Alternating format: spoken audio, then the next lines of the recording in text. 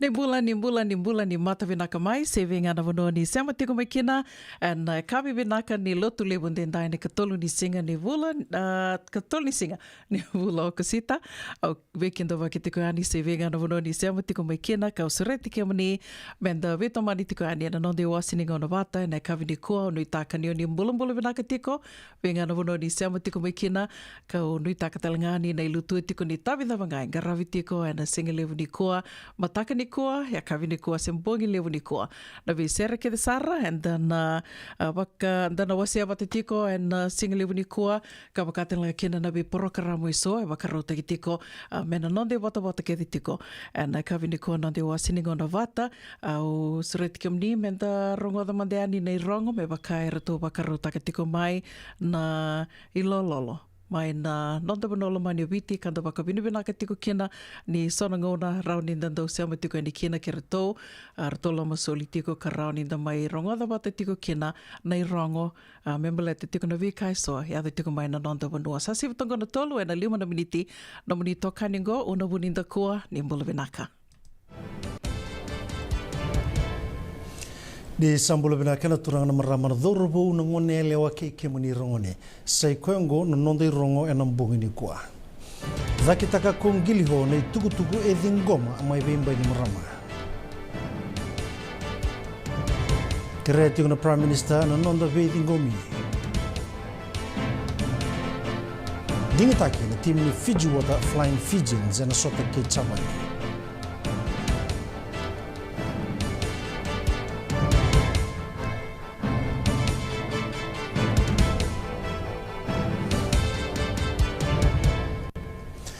Ada kita kana komisioner wakadingo itubuka wawa ni tambadagadaga na visa city be ningilio ni adingoma endona itugu mai bwana Prime Minister wakadingo burenge mbani marama na buku ni kena songo na bibanga ngai mnikisi mai USP e mai wilika ko suliasi indulaki endona ibo leslesi ni CID na ilabe ni be bakatorongio ke ingilio ka waedori na itugu liu ni CID en mbakyongo.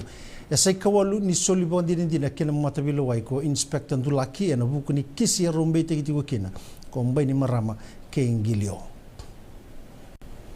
Esanga ni kito na kita me bakaungo na tubo bailabo kame lebu kina na kena bosa. Wea na buna kau kereki na be kemuni na leo ni bunua moni na dhingoma.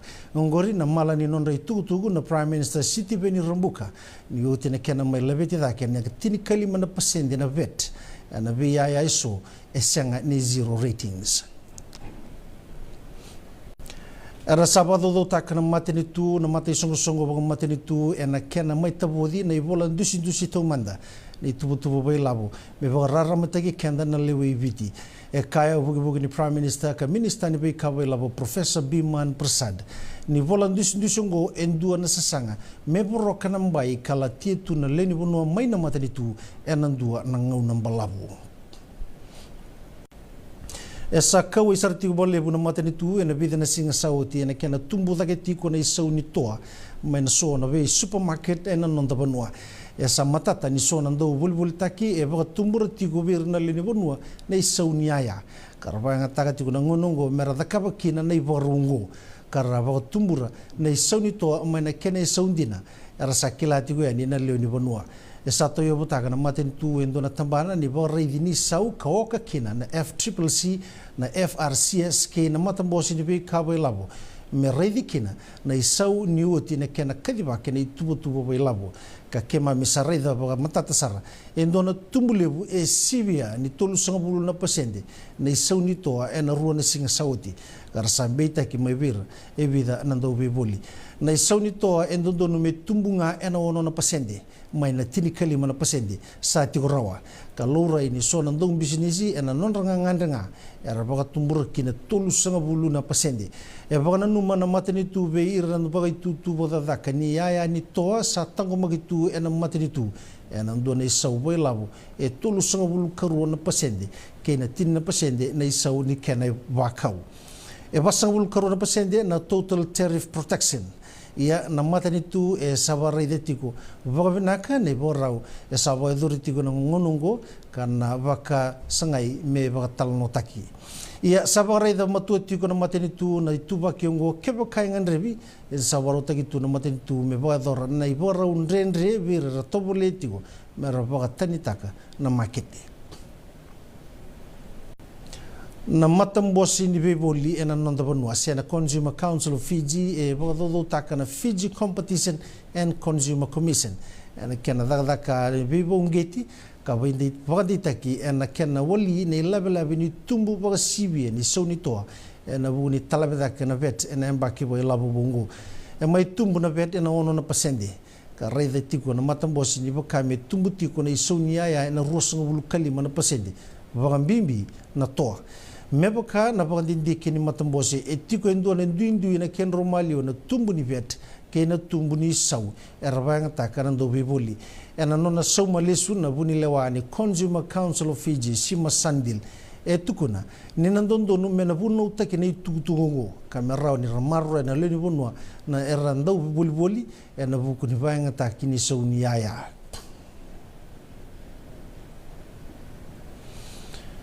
Arato mai suliani kuwa na Total Energy SCV ni rusanga bulu na undolu na dola kina Investment Fiji member letter na Prime Minister's International Business Awards ni runundolu rusanga bulu karua ena tokona na Total Energy na idhobi ni Excellence in Innovations Award sa utiongo itul na mbaki esa nga ibo idhuritale na songo libungo karando nanumikina na ndo business ena nonda banua mai suliana Managing Director ni Total Energy rusanga bulu na undolu na dola kina Investment Fiji ena bukuwale nga merakilai na ndo business ena nonda banua tukuna na bunilawani Investment Fiji ko Kamal Cheti ni nona kala umeongo na Total Energy ena labeta dakisar ni bagatang inding ni songongo kinang dua tale na patapata na bisa u mbimbi sara ena tumburi nondo bonua kina matangali bito ko ni bagongo ena raida ni sa shero boli budake mai na business era utani runan rau tiniga dio ni bola ithingo mimbaleta walangani wasi ngo na Excellence in Innovations Award tiniga bitu na wasi tinikandua era sai do binding taki kaba na do ni be do taki membeleta nam business sambulo bena talamai sai kwengo no no dei rongo ningito tegabu me boga tobule ireti ko no no ngito no ni be boga tabuli ni timi ko Simon Rewalui se na combination daba me toribaka ka sama ending taka kinendo na timi ko mero no sota kena timi nganga ni chavani na Singapore wai sarangongo ena teliu ena nduru roni mawi ke luke tangi ena itutu ni huka Sam Matavesi ena itutu ni loksero na tigo kina Albert Tuisue ke temo mayana banua karona rabi ena sikram ko leki matangi balu ke kitione kami da number walu meli indere na langi ena itutu ni halfback Simeone Kuruboli ka asali ustali mai ko Ben Bolabola ena itutu ni fly half kina itutu ni wing erona tu kina chuta weningolo ke Celestino Rabu Taumanda ena tutu ni inside kena outside center erona tigo kina William Moni Mbotitu kena kapitani waisia na yadalebu fullback Sireli Mangala ena ndamdambi ni bisu mitaki koto kena ko tevi tai kani bere Penny Rawai Joseph Tamani ke Frank Lomani erona sota tigo na timi ni Fiji Water Flying Fijians kena timi kau ni chavani ni sibina tini ena tini kalimana miniti ena mbongi ni Singapore wai Santola bitalengo kibuan nonda loser forward ni Flying Fijians pedeliato endua na katumba merawani na maingito talikina ena Rugby World Cup may baranisi na tatandra na yato mena ngito tali ena katolu ni nona World Cup serautinga dina nga ni sambiuta na nonda timi ena nona bako tulewanga arto sa bako tulewa na veli utaki ni nonda timi me sa wili toka mandanga na yada yato ena vending taki nde mani nganrebi wandi taka Rewalui ni oyato ena senga ni duru tale mai kena timi ia ena rautinga ni ding taki kebaka ena nganrebi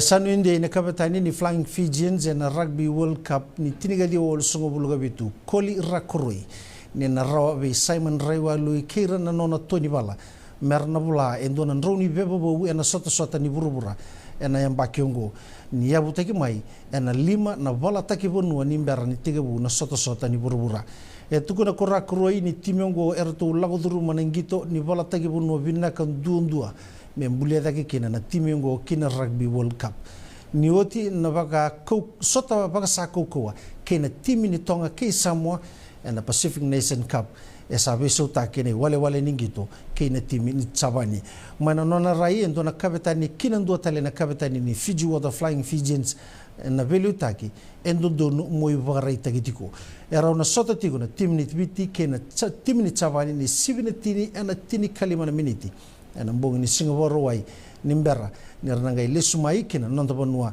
esa nangai mendingi taki na timi mengole ke Europe Rana maka nandau beto ko ni na ragabi ni nandua nangito kaukawa ena waedoritigo ena sota ni kota finala ni Vodafone Dean's Trophy ena madhawa mayongo. Arto baritaka na Fiji Secondary Schools Rugby Union ni rasava baro binaga keditu na be timi ni be kornibuli. Ena ngarabiti kono sotongo ene gatirigaru ni singa ni bulo kosita ena HFC Bank Stadium suba. Na sotongo e bagatigu mai ena under 14 me kina under 19. Ero na sota tiku na kota final ni under 18 ng timi nganga na bagi sauti na timi mai kauni kuila na Marist Brother High School karo na sota ke na Ratu Kandabu Lebu School.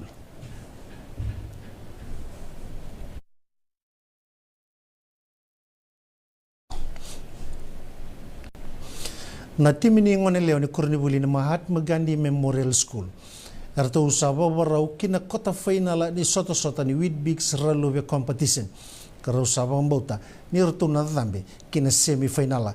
Roto may bang duka na timi ni naita siri secondary school na finala ni Southern Zone. Kapag hindi tagi kina nanon roto indame-dame na madhawa katumay. Roto may baga binakataki so na punwa roto malumukina na ngito sawati ka roto baga namata kina sota ni madhawa mayongo. Erto baga nui na National Men's Under 18 na baro taka na ngoni salagi bira na lubenda na rando tali taka na ngitongo na ragabi etuku na nando ni be baga tabli ni timi ko lasarusa senimbali ni na toko na nasaraba na non rangito na dorubongo mebaka ni erto na baga itabiti ko na Commonwealth Youth Games na madhawa mayungo. En rendre sarakoto na kaya na sangay mindingita kina timi ni Under 18 na Commonwealth Games kabadori mai Trinidad and Tobago. Itu kuna nandau ni bebo tabuli di la sarusa seni bale ni tolu nandau gitu era sianga ni ngoni buli kan dingi taki mai merto tiki ni non to baru taki lele sarna ngona erto baru taki kena na dorbo ia esaba nunui ko seni bale ena kila ni gitu tigu bir na dorbo nirna rawata ni gitu bo tumbu todo sara o viti na sota ke Scotland di South Africa Jamaica ke Trinidad and Tobago.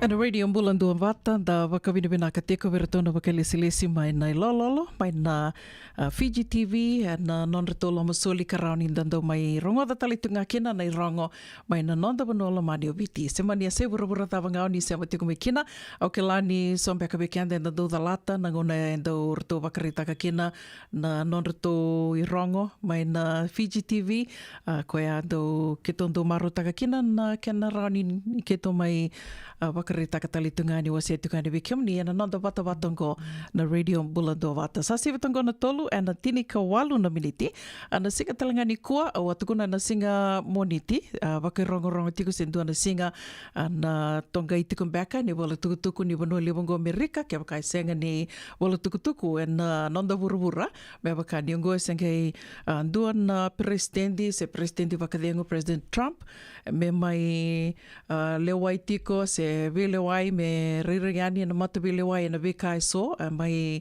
lewai tiko kina se taki tiko kena na dhale so ke landa sa riri rongoada dada buka tu na nei tukutuku na bonoli bongo Amerika na bekai so amembe taki tiko kena ia ni kua riri ni kino koe na mata vilewai men laki wili ki bua se wakarita ki bua na dhale so embe taki tiko kena o ia iado na dona ya ua sawoti tukuni ni rangangaro ni benaksa rangabanganga taki na Yandra, Itumba, na Ngoni Sala, na Bibono, Kede Sara, na Numa, ni Rawa, ke wakai tu so na via la ke wakarita ke tiku na nonra kunru, ra totiko beka ke na turangongo, Donald Trump, ka anui ngao taki tiko ni rawa ni kila ni ado ni tiko ea babala. O ia na wuna ka wangangado taki saranga kina waka lebu na securities na Yandra na kena Yandrabi na vibono e so mai na walni bilewai wala kateani na walni bilewai lebu ka laki rere kina o Donald Trump na single levu ni kua mai Washington DC. Tuko ni senga ni rawa mandanga ni rawako I tuku mai se me rabosa senga ni ndue rao ni wakatare me bosa. E rota rauta tiko ni ndua nan rau, kina rua nan rau, na wakalisi-lisi na dau wako I tukutuku, se na media people, kara wakatarai mera tiko talenga, na wali vele waio ya na ngona laki wakaritaki kina wa, na dhala ke de sara mbita ki tiko kina. Ya, sa me oti tiko ya, senga ni, tukuni ni senga ni waka io tako koea, tukono koe ni senga ni he pleaded not guilty, ya na kai tukuni ya na gai teka bu tiko na vile wai, ni karusanga bulu kawalu ni singa. Ni kua riringa ino koe na mata vile wai, me laki wakarita ngā bua na vikai so, mbita ki tiko kina, ya me sama ni beauty ko na tiki ni singa me na laki gai rongodi kina na nona rai koe na ngona mantangango sa tukun tunga koe senga ni ndo na nongu dhala pleaded not guilty sana tosa tiko nga na nona tu tiko me baleta na vindingi ni ambaki me ngoro na ndolu rosanga bulu kaba me adhobi tiko me ngoda ke la kedi tiko na vika ya me yadho tiko na January ni kaono ni singa ni January rona ndolu rosanga bulu kandua da ke la kedi na vika ya me yadho and my Washington DC na US Capitol ia me adha tiko me ngoe rota ni ruan wakasama taka tolu nan rau era lewe tolu nan rau kara wakaitavi na wakadhadhao ya era sa lewai kara sa dhuribal ni bebesu tolu nan rau na kena lewe se laku tiko ngana vivangangai me mbaleta na kaya yadhu tiko ama yadhu ya na January ni kaono ni singa rona ndolu rosanga bulu kandua nda ke la ya na vika ya roni nda kai ni wakabuna o Trump baleta ni tukuna tinga koe ni senga ni kila ni dhala na madhala ni windingi ya yadho ya dinanga ni tukutuku ke wakanta wakamuria wakabinaka ya na buna talenga mai bukina se mai wiliki kina wa mbita ki koe na dhala ngo ndua vira na dhala kama mbita ki tikina ni asa tukuno te koe tukuni he had admitted nangona ya ni okoe ni senga ni ni senga ni mai ganga na windingi ia oti asange le wakabuna tali e lewu na vitala noa me tukuno koe ni dhala na wili kena vikabao ya ndona dhala kama mbita ki tuku kino koe na wana dhala le lewu mbita ki tuku kina ngo Donald Trump ka ngai madhala tiko se ngai rongodi tali tiko na nona kise na teka bu tiko na vile wai na ka rusanga bul ka walu ni singa ni bulo kasita dana wakamure tiko ani baleta ni ko ngau tuku nango na tongai tiko na bola tuku it goes down in history na US history wakatela kina na bola tuku na nonta vura me wakani o koe senge mataini presidenti me betaki na dhala vaongo dona presidenti wakadengo betaki na dhala vaongo ia rasa sanga saratiko ba ngoma tua o ira nandau ni lawa nandau ni lewa ke ira kara velio takitiko na ngonongo me sembera ni adho na vendingi ni ambaki mayongo me sa madhala o tindona ka na kisi sena veka ke desare mai betaki tukena Trump na ngona sarangango songa na ka enda wakamuretu me paleta tiko na vika yado na nonda via se burubura wakambibi tiko vekento na samai tiko na vanole bungo Amerika au kilani bunga na ngauna male ali tunga na londa to na vika yado tiko mai viti ia me wakani nda to samai tiko na vanole bungo Amerika bimbi tal ngami to na kila tiko na vika yado tiko balenda to senga tuni kila na kai rauni na yado Vinaka bakalevu na sema tiko mai na kavini kua o sore tiki mni ke wakau ni sengai sema vau tiko mai ke rauni ni ngai tali takatinga dua tiko na like dua na share na nonda to wata ngo na radio Bulando wata na vevo ki sar tiko bakalevu ka wakatelinga kina na nonda to YouTube channel tiko talnga na YouTube channel radio Bulando wata na YouTube ke rauni ni ngai subscribe kina na vevo ke talnga bakalevu na kena tos tiko na vingaravi na nonda wata ngo na radio Bulando wata sa siva tonga na tolu na rusanga bulu ka wana miniti vinaka na sema tiko mai ne kavini kua au ni taka ni nei lutu tiko ni tawidhanga ngaravi tingor na veisera ke sara wakatangi taki tiko ani na kavini kua ndo wasia wata tiko na kavini kua ko via wakambula tiko ni kina vekumdo mai na Wailea Street mai watuanga mbula vinaka vinai koroiwasa wakatanga kina ve maramanai ta feni mbiu mai wai ni mbula vinaka wakanuni vinaka tiko ani vekumdo wakatanga kina ve kini tiko mbula vinaka sista wakanuni vinaka vekumdo mai na East Bay sengtala ni ngole davitikina venia na vuimbao ni mbula vinaka anamba tamba ni mbula dombula vinaka me Antioch John Taiviti, o Kalama Antioch back, Wakanuni vinaka tukani vi kiman rao, wakatanga kina vi ratu, isikeli tamba kaudhoro vinaka na sema tikumane kavini kua, Jim Osborne, Sandende koni alimai, vimbaka na ese wuro ni tukinangori, vinaka na sema tikumane kavini kua, wakatanga kina vi marama na ita, Elizabeth Sunguturanga, wakanuni vinaka tukani vi kimdo mai Seattle, wakatanga kina vi Carlini Luisa, ni bula vinaka na ita, bula vinaka Emily Rokotakala, sa tikumbeka mi vi, Wakanuni vinaka tukani vikimdo na kavini kua senga talani ngule da vitiki na Tom Reula ni mbula vinaka na sema tiko mai senga ni ngule da vitiko na serango Sara koroi na dhika ni mbula vinaka Sara wakanuni vinaka talitungani vikimuni wakatanga kina vi akosita mata na me ni mbula vinaka Losana Ravuso vinaka wakalevu na sema tiko mai na kavini kua mai serene o isenge mataka tiko mbeka vikimdo ndombula vinaka na sema tiko mai na mataka ni kua o bambutangor sa mataka tiko mbeka ni wakarombo kai wakatanga kina vi Leisani Ambaki mbula vinaka sista vinaka wakalevu na sema tiko mai wa City Nailolo Bulivo ndombula misak Santa Rosa senga talani ngule da vitiko na serango Pisco Buandreu vinaka wakalevu na sema tiko mai Pisco wakanuni vinaka tiko ani vikimdo ke Sara Nailala ni China Railway wakangoni sala tiko na Laudala Bay Junction Maritime School vinaka na sema tiko mai vikimdo ke Sara na vinga ravitiko ngori and vitolingoni sala ke Sara mai nonda mai viti wakatelanga kina na Bay Area California do bula vinaka na sema tiko mai venga na vanondo sema tiko mai kina na kavini kua bula vinaka mareda lalanga vesi wakanuni vinaka tiko ani vikimdo mai Australia senga tala ningole da vitikina kimdo mai na Kings mai Midlands mai na Midlands wambota sarre imbongi lewo tiko vikimdo wakanuni vinaka tiko yani wakatelanga kina ve nungbarada Abel Junior au nitaka niyo sambo via mamanta toka valilai senga tala ningole da vitikina kimdo ke sarna sema tiko ngori mai Nandawa wakanuni vinaka tiko ani vikimdrau mele ke Harry and nomro basanga tiko babavi tiko na single vunikua wakambula talitunga yani ve Sister Lee wakanuni vinaka tiko ani vikimdrau i Burlingame senga tala ningole da vitiki Navarro lewa tia vinaka wakalevu na sema saratiko mai Papua New Guinea na single vunikua au nitaka ni ando mbula vinaka tiko mai Papua New Guinea sivatonga na tolu na rosanga vulka vitu na viniti ni mbula vinaka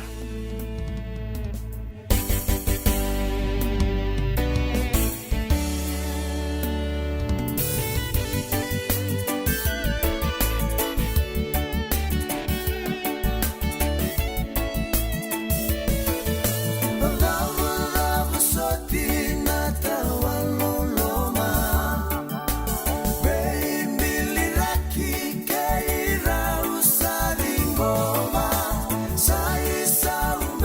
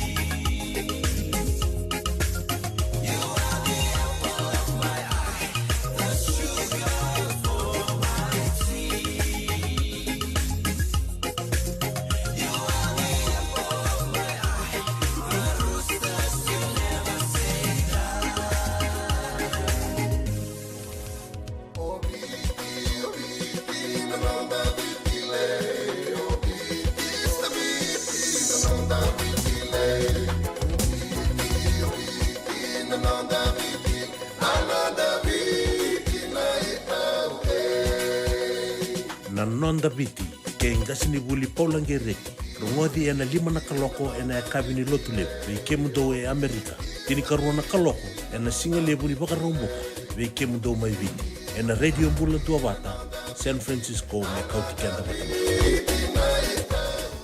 Nada masara manda me buli kene dona no life insurance policy mai be Lincoln Heritage Sinang ayaw sa nakakil ni Tuta, nakatil kabitu ni Akostita na 2022 o sangkir ta kasarabiri ni tauna.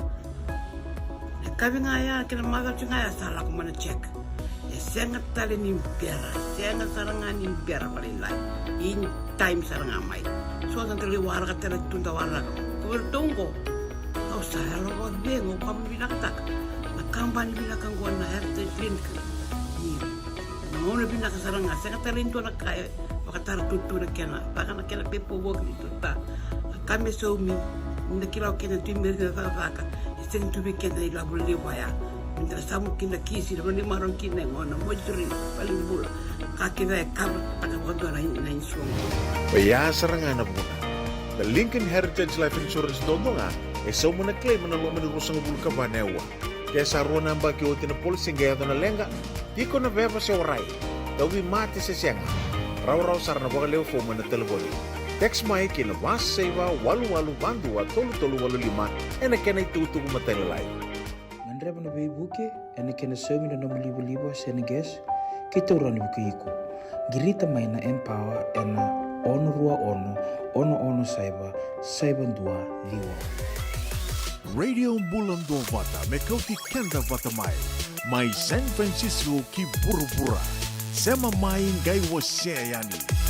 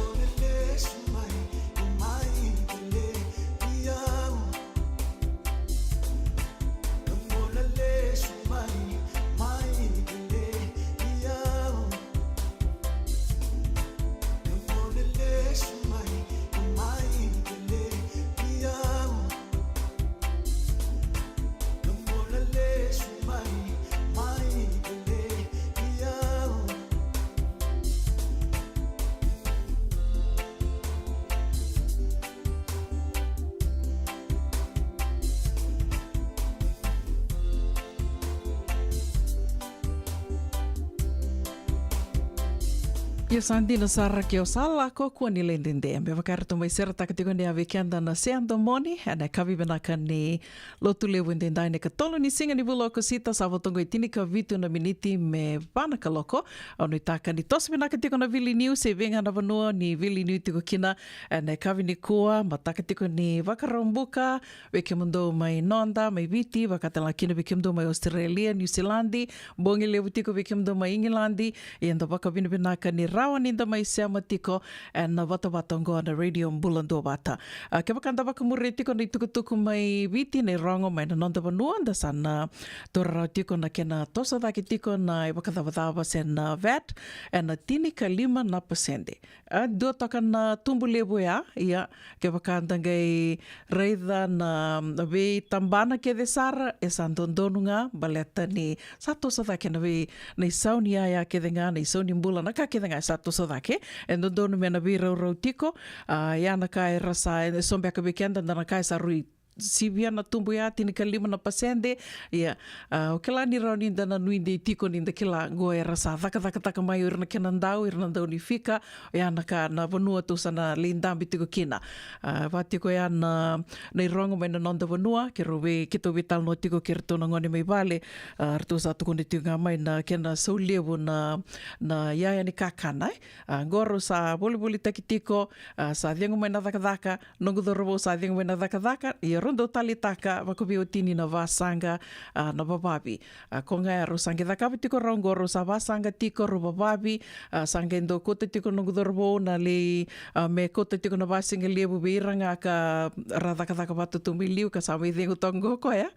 E na nona dingi dala ia o sange vanga go yon ro sange le oi kim ro sarngayani na kanga ro sange na numa me ro sato ya butakango na non ro vasanga ro kota na vakasinga lebu ka vakatela kena na keke, na pai, na idhoni tie. Ia rosange tuku na tinga marau. Sando na kana so lewu ni yaya ni kakana se na ingredients non roya ni vasanga. Rovolia mai me rosange me vasanga tiko ro me vabavi tiko. Ia sava ngai ana ke ni sau o sange tuku na ngavira reda ke mrau bunru sana to so eda ke tale tonga. Na isau ni na keke na pai na kakana ro livoli taka. Mena to so da ke talanga ke sa to so da ke na isau ni ngada se ni yaya ni kakana ro livoli mai ndonu mon rona to soe dak tal nga bakalilai batero satu ko tingo mo raw senga saranga ni ndona ni ro tumbu ni labo ke nga kiro rawata tiko mai kiro sa voli tali tikino ngona kena sa to so dak ngona ai sonia ya ko ya nda sana nama ke tiko ndonu mon ni na nama ke tiko ni na to so dak ni sana to so dak tiko no soni bula na soni kakana ba kumbimbina kakana ni sulu na bikatali so ya Dona ka vinaka nda rongo de tiko nei rongo na singilevu ni koa. O ia ngona i rongo mai na mbongi o kenda nda kendo mai rongo de tiko na radio Bulando wate na singa katarawa. Ka tuku ni tiko kina na ni so waka tumbura tiko ni so ni toa waka samataka mai na me tumbu sartu na tolu sangapuru na pasende. Dondono me tumbu dake ngai na ono na pasende ia sa rida tiko ni sa na tumbu era le imbiuta o ira na i tauke ni stoa sa rote tiko ni tolu sangapulu na pasiente ia da waka binaka tiko ni rasa yanra mai na bitambane so karandou yanrava na tumbu dake ni so ni kakana se na kena le imbiu mandanga ni so ni kakana me boli taki virna leo ni vanua koia o ke lana vita na singa sawa te o wakawili ka tiko nei tukutuku talanga mi viti ka tuku ni tukina ya ni rasali reda sara vele wai te ke sare so ni toki ni stoa ka rasa bita sartonga na non riso ni wakame non rai ulumbali tiko ya ni sa toso da ke ne wakadawadawa se na vet yo tiko nga na pano endondonu mera toso ya da ke kina na iso ni kakana se ni iso ni aya roboli taka koya ondo kai ni nda liboli endondonu talanga o kenda na liboli menda na yanre ravitiko o ke lani sombe ka weekend na rerenda na kambia ka do bedi mbeka weekend menda koto me no the city menda reda no the city ia oro ni kaya ni o ira mandanga no vuti ni au na bono lebungo Amerika waka rida waka ndikaba waka matelala na non city na vika rovolia na vika waka ngataka lako kina ni labo o ira rida saranga na city me toto bata kina i soundina ni aya se ni soundina ni vika waka ngataka kina se rasomi kina so mana non ilabo o waka samataka na madao sa oti o taronga tiko tona maramini tonga. Ke mta ondo wali kumala mai we, go ike. Dondo wali kumala mai bei. Balete ni, kla, lebu to na kumala, ngai so na kumala en danda tu, da senga ni vinakat kentu na kumala. Me kuku toka, me roni babi, da kani, da kila ni da kana kumala tiko, senga ni wakatu na papukeni me san danda sartu baya. O sangi terungi koe tiko, iko kim tondo wali kumala mai bei, sangi vamadala taka tiko koe. Iko roni laka na stongo, li wali kumala kini, yo na matangali kango, ko sa vamadala taka sartu tiko mai bei. O ti saranga sangi tuko no koe. Duanga na kamo na garu ni tiko, niko na li voli, virke na stongo na maramango e tiko i San Mateo. Ange tiko na mo koe viao. San Mateo ngo vikem do na senga tiko nikila, tiko ngango bole katok ngango e na rara ni wanga bukaliu i San Francisco. Sangi tiko no koe. Mo niko li voli kumala, keva kai ko li voli kumala na stoni ka India. Ga vida tiko na stoni ka India mai vitir na India mai vitir saran mai vakanduri bisinisi voli taki tiko na stoa libo sar tiko e na sanango vikito. Gai tuko ngono koe ngaro na sara mo niko na li voli mo reida na Nomuri City. Dama ngai ko libuli aberto na stoa ni kaindiango mo reda no City baleto keto sa vaka vida keto na li reda ni keto reda ni to City and vakana ya keve tono ko each item had an additional $1 added to it. Vai ao koe, $2 pangoe, $2 vadava, tukono koe senga, ikona reda, sa tunga ni soni aia, e voli taki kina. O tia, ikona ge dhaka taka, tiko talanga na tax, ina aia e mbiu kina na tax, e tanga ni kine dhaki na tax. Io, orto, ke waka ikona li reda, ona waka matau taki iko mo wakandi kia wana Nomuri City, because they always add $1 to each item. O tia na ngona wakai ni wamadhala taka tiko mo koe nrendre mo waka mbauta sange tiko no koe na balete ni kito sa waka vida na vingona kia de kito sa waka mi kito sa kilakina ni ana ka retondo da kava tiko kito sange do kuta ni to City verto barita ki saranga verto e la komi vi nando lango each item has an additional $1 to it e da ka tu wada baya o jar to sange do tuko na koe na vingona kia de to li taronga e tuko ni tinga mea oi gorimba ka balete o tamba Kavala, o bato tolo mbea kana nungu dhakavan musa soma numuiaia o tambakadhala ia. Tambakadhala se senga. E ndondonu ngā bendana do dikeva wakamata ila lai tiko na nonda City na li voli se maniwe ngā navono e da li voli kina waka bimbi tiko ngovi kim do mai viti mbaleta ni sa toso dhake na isau ni na vet koea e rao ni rawaka anga taka kina me non rigulumbale ni kena sa toso dhake ni isau ni a e ravoli taka tiko ia na numa tiko ngā na iale ala ni vanua se na lebu ni lawa indondonu mera na toso e dhake kina indua tale ke maninge ko redhangai ko na redhangai ko sa kila sa vando mambula saranga ni isau ni kango something doesn't seem right ko ngaya ko ta saranga ole ki wakataronga ya nia so ngana ka me dana yandre andravitu kina vinako wakalevu na siama tiko mai na kavini kua Ia sa mai otongo i diona miniti me vana ka loko so reti ke mni moni sama te mai o tina lima ke rona mai vetal no tiko ni kina ke ngasi ni vuli pola gereti e na nonda wasini ngona waka madhawa e na vea kawini lotu lebu na nonda viti ai au so reti ke mni moni nge nana maki tiko mai kina me mai rongo i tala no tu ngasi ni vuli se vadava waka mbula tiko ani e na sere katarava ngo ve tumburu ve naka waka lebu na sama tiko mai ve kem do mai Santa Rosa wakatelanga kina ve cheli o nui taka ni nrombula mbula tiko na ve tinani Sang talani ngule da vitike na Wilfred Wono. Nimbula vinaka Wilfred. Waka nui ni vinaka tiko handi vikem ni. Na kavini kua. Erto sema tiko mai manodha na usuri. E na non rito wal ni wala. Dombula vinaka. Oni taka ni totoka tunan raki. Mai na tembara. Senga talani ngule da vitike na o naimbuka tu ono. Vinaka wakalivu na sema tiko mai na kavini kua. Takayawa lambati. Nimbula vinaka chone. Turanga. Toro bunga lei. Ni wasutiau. Wakandui ni vinaka tiko yani. Vingana vano ni sema tiko mai kina na kavini kua. Senga talani ngule da vitike na Josie Waitanga. Bula vinaka Josie. Sema sara tiko mai Cuba. Don't bula vinaka Cuba koro. Wakandui ni vinaka tiko yani vikem do. Senga talani ngule da vitike na Mrs. Naitini. Don't bula vinaka. Via wakambula talitunga koe virau na marama ro. Onga sara tiko nga na vuku ni vili niu. Mai Hillsburg. Kera ningai wasitu mai rango e sona niu. Do makasara. Mrs. Bakani. Mrs. Feoko. Ke Tima McElroy, ni mbula vinaka mai Georgia Atlanta, wakatela kina vi Auntie Tara G. Wakanui ni vinaka tukana vi kimdo na marama, senga talani ngula da vitiki na marama na ita, Mary Blakemore, vinaka na sema tiko mai na City Live San Francisco, senga talani ngula da vitiki na Obi Wase Langin, do mbula vinaka mai Sacramento, mbula vinaka Neila Tileta na Wangaliva, vinaka wakalevu na sema tiko mai na Kavinikua, senga talani ngula da vitiki na Straining Heavenward, ni mbula Straining Heavenward, mbula vinaka Tutu, bongi ni soko apinisa, wakanui ni vinaka tukana vi kimdo mai na Orange Lounge, onu taka ni nandona singango to na vital noa, tona lei sar mekina na Orange Lounge mai na Orange, Orange Street, mai Santa Rosa, wakata nga kina vi William Siri, bolo vinaka William, vinaka na sema tiko mai Tandevo, mai Navua, Isa, ton bolo vinaka, wakanui ni vinaka tuana vi kimdo, wakata nga kina vi Ilaitia Tama Imbeka, ni bolo vinaka maramana ita salo te sika yada, wakanui ni vinaka tukani, ni se tiko mbeka ngai na City, seng talani ngula davitiki na Chosa ia Rombana Kandavu, ndombula vinaka, mai na Ului Savundua, Farm Giolevu Road mai Sawani, au nitaka ni ni mbula vinaka tiko be kimdo na Matavu Vale, mai na wā ono Diwa Vitu, Coal Lane and the Military Base Honolulu, Hawaii.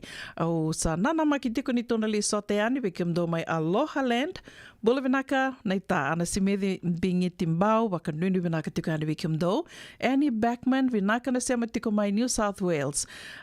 Nui taka ni nandona singa vinaka be kimdo na singa ni kua, singa talani ngola da vitikina na itauke ni Fiji Care, Oso tiau ni utoradala, e tua ti toradani mbula vinaka, wakatala kina vi Josefa Ndronrolangi, wakanuni vinaka tiko ani vi kimdo, senga tala ni ndo ngwele dhabi tikina na sema tiko maingori, mai na Wailea Street mai Watuanga, mbula vinaka venai, mbula vinaka tia tiko isuva, vinaka wakalivu na sema tiko mai, senga tala ni ngwele dhabi tikina Cheli Nua Magi, talofa lava mai Apia Samoa, Keresere tiko mai merna numi tiko na Leoni Koro ni wuna ni userua. Ndombula vinaka na sema tiko mai Apia na kavini kua ko via vena numi talitungani vikim ni kia sarna venga ravi tiko na veva no ni venga ravi so sema ni venga ravi tiko virna tambangasi virna ngone ndombula vinaka.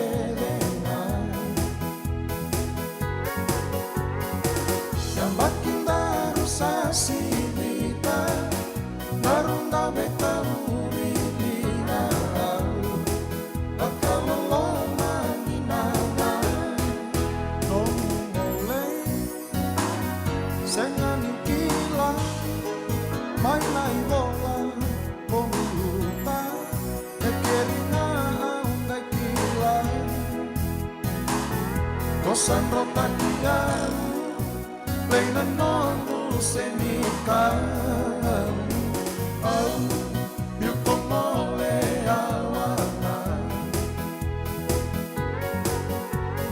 Ko Muilena Bakenena, Gambakinda Rusasinita, Darunda Betauri Lina.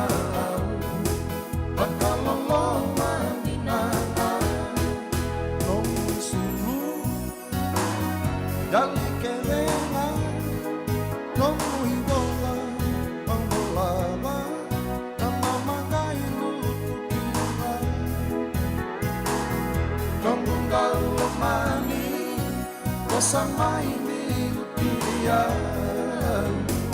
oh, yukongole awana, ko muilena bakenena,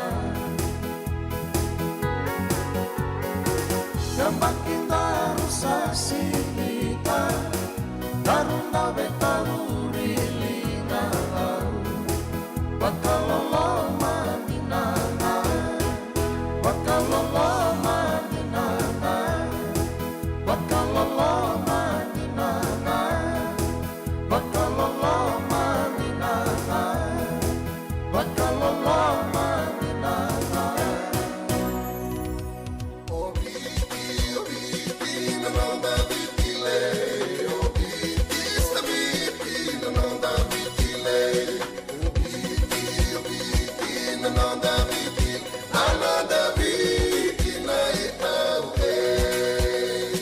Nonda viti, ke ngasini vuli paulange reki. Rungodi ena 5 na kaloko ena kabini lotu levu, vei mundo e Amerika. Tini karuana kaloko ena singa levu ni bakaromboka, vei mundo mai viti. Ena radio mbula tua wata, San Francisco me kauti kenda watama.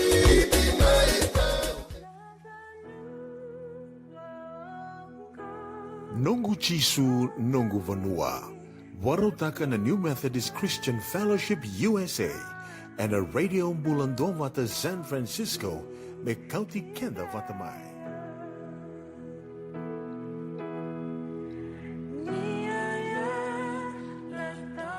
Wakailavo and a Vagarobuka. Radio Bulando Vata San Francisco me kauti kenda watamai. So if you're interested in learning, right, our campaign is open to everybody. So we would love to be able to provide you a basic education on finance. Kaya bakay, long binaka may sana kandua, sana tiko binaka talangana kena isaw.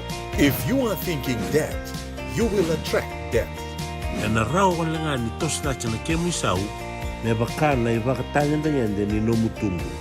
Rangoda na imbalan-balan di vaka sa manggo kena bunga tala na nonda programa waro taki. En ono na kalopa na via kami di waro muka vi kemundo ya Amerika. Dona kaloka na singile puni bagarawai vi kemundo mai viti. Wakai lavo ena bagaraw buka. Rangodi kina nanunray baka sala na kena daw ena vika wakai lavo. Radio Bulando Vata San Francisco. Mekauti kenda vatamai. Radio Bulando Vata Mekauti kenda vatamai. Mai San Francisco ki pura-pura. Sema mai ngai waseyani.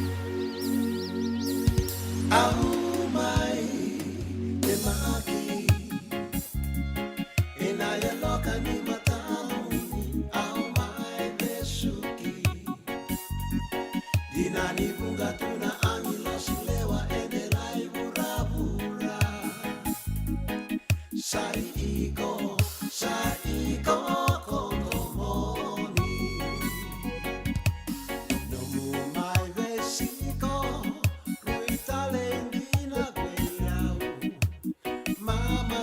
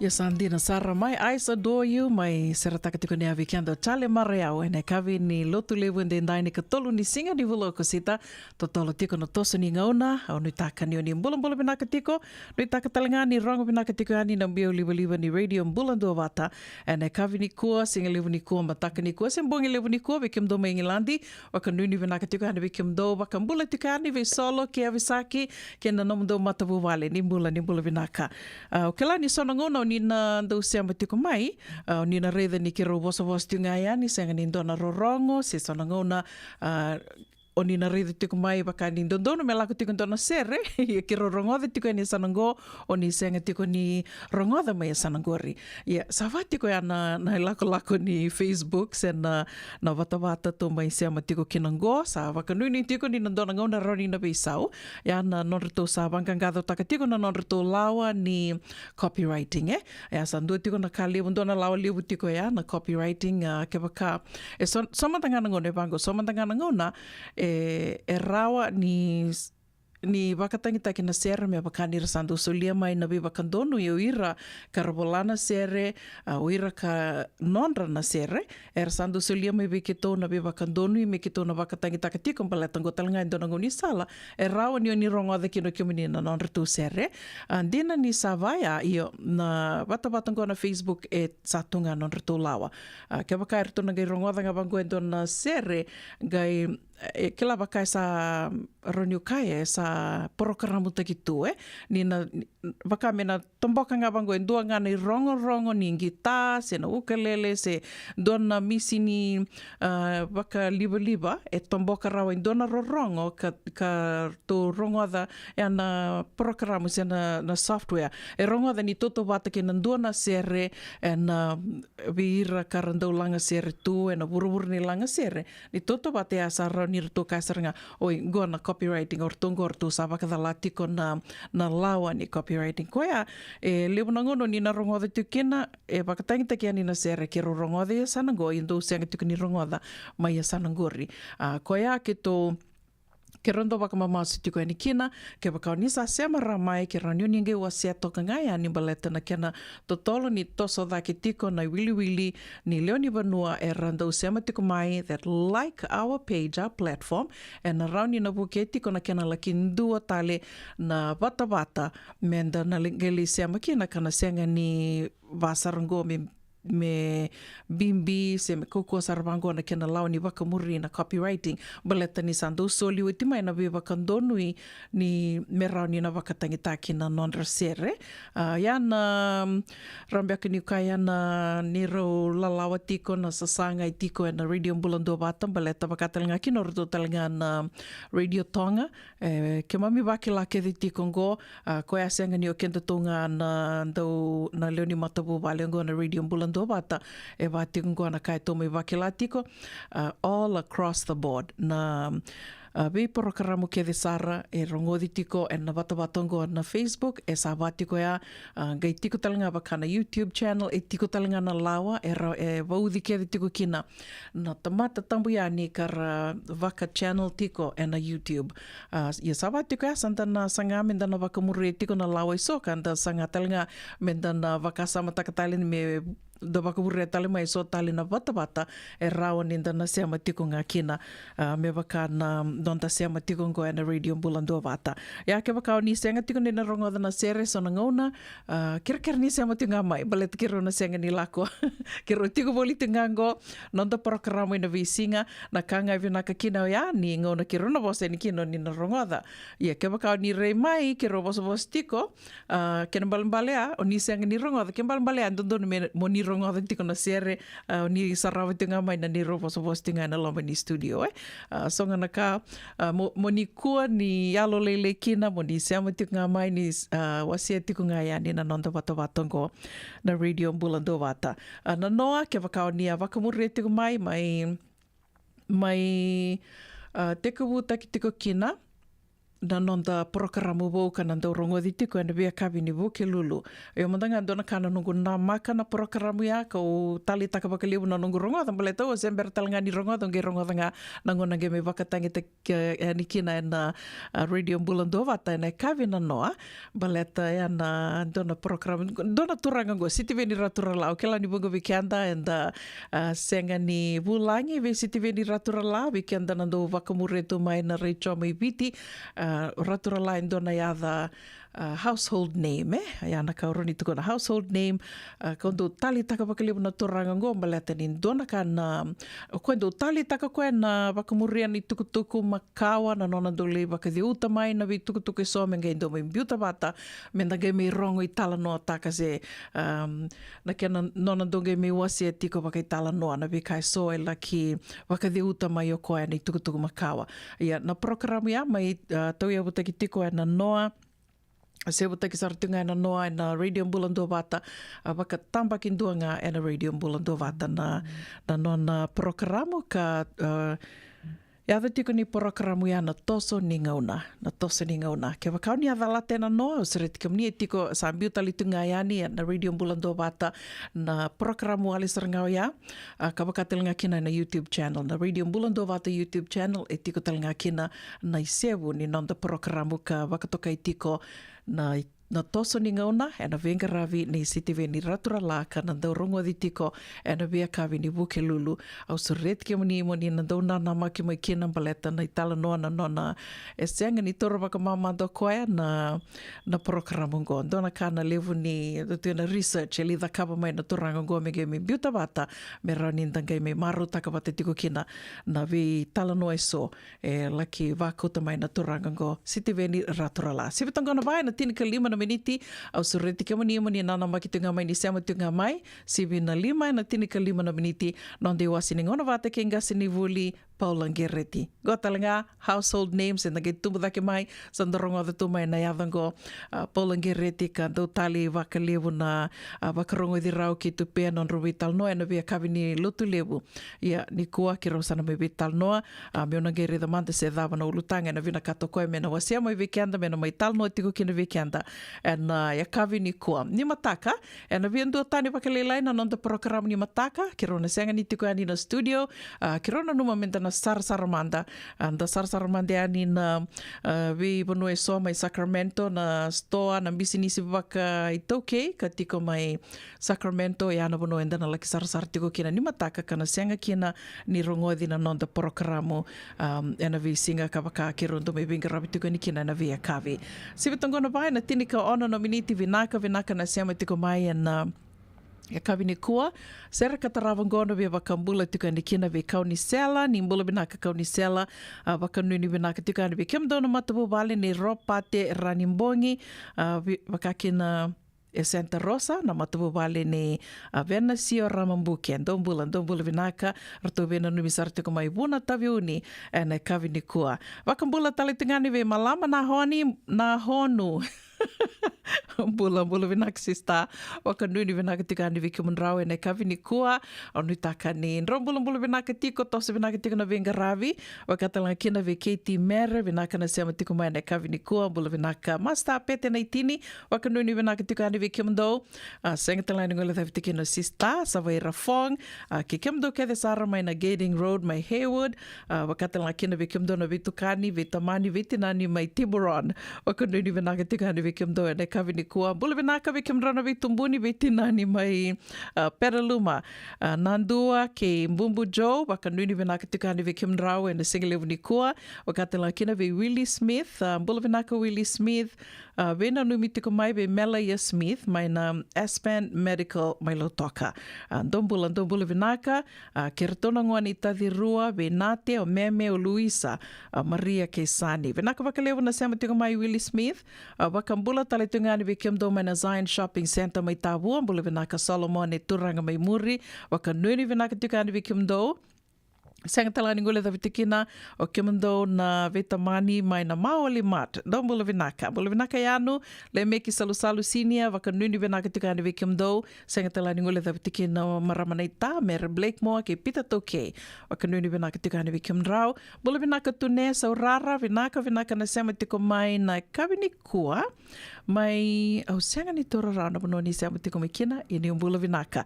Waka nuni vinaka tikani vi kimendo na singalevu ni kua. Sisari Vakasuka. Vinaka wakalevu na sema tiko mai na loma ni tau ni mai Lambasa. Isa. Waka nuni vinaka tiko ani vikimdo. Wada watunan raki mai Lambasa na kavini kua. Bula vinaka wakatanga kina vikimdo na sema tiko mai Haywood, mai San Jose. Sang talani ngula tiki na Rupe ni Dhama. Mai Namuana. Na dhea wakandavu. Bula vinaka mai Nandawa. Bula vinaka Emma. Waka nuni vinaka tiko ani vikimdo. Ni takani. Bula vinaka tiko. Sivatonga na va. E na tini kawalu na biniti.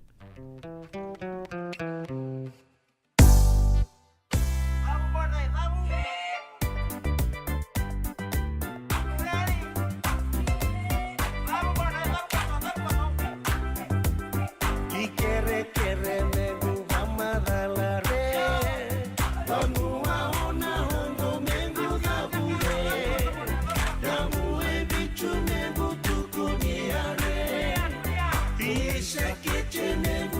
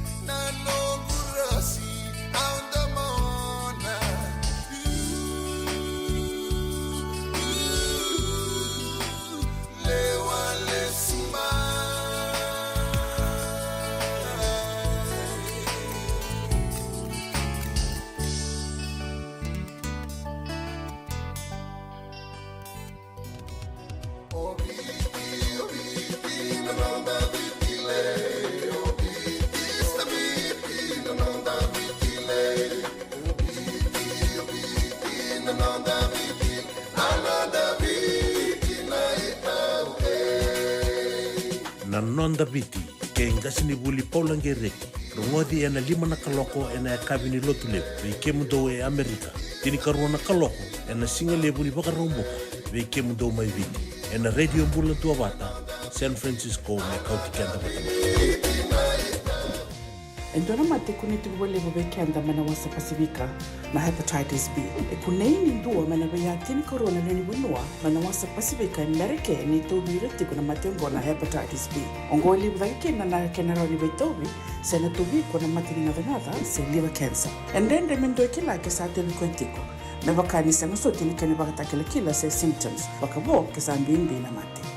Mbimbi ngone kila mono bakani kebi membaleta na hepatitis B. Peter mai kena telefoni 526 ono vitu va 51 sesi kobana nondo to website www.sfhepbfree.org. Mbega ni pasi teki na mulore na buku ni smoke check kita urau ni buku iko. Girita mai ni tu team ni Empower Team and Southern California Pacific Islander Community Response Team mokuneki na nabibu kabagai labo kaseng ni saumi. Gir mai ena onurua ono saiba dua liwa. Radio Bulan Dua Vata me kauti kenda vata mai San Francisco ki burubura sema mai ngai wase yani.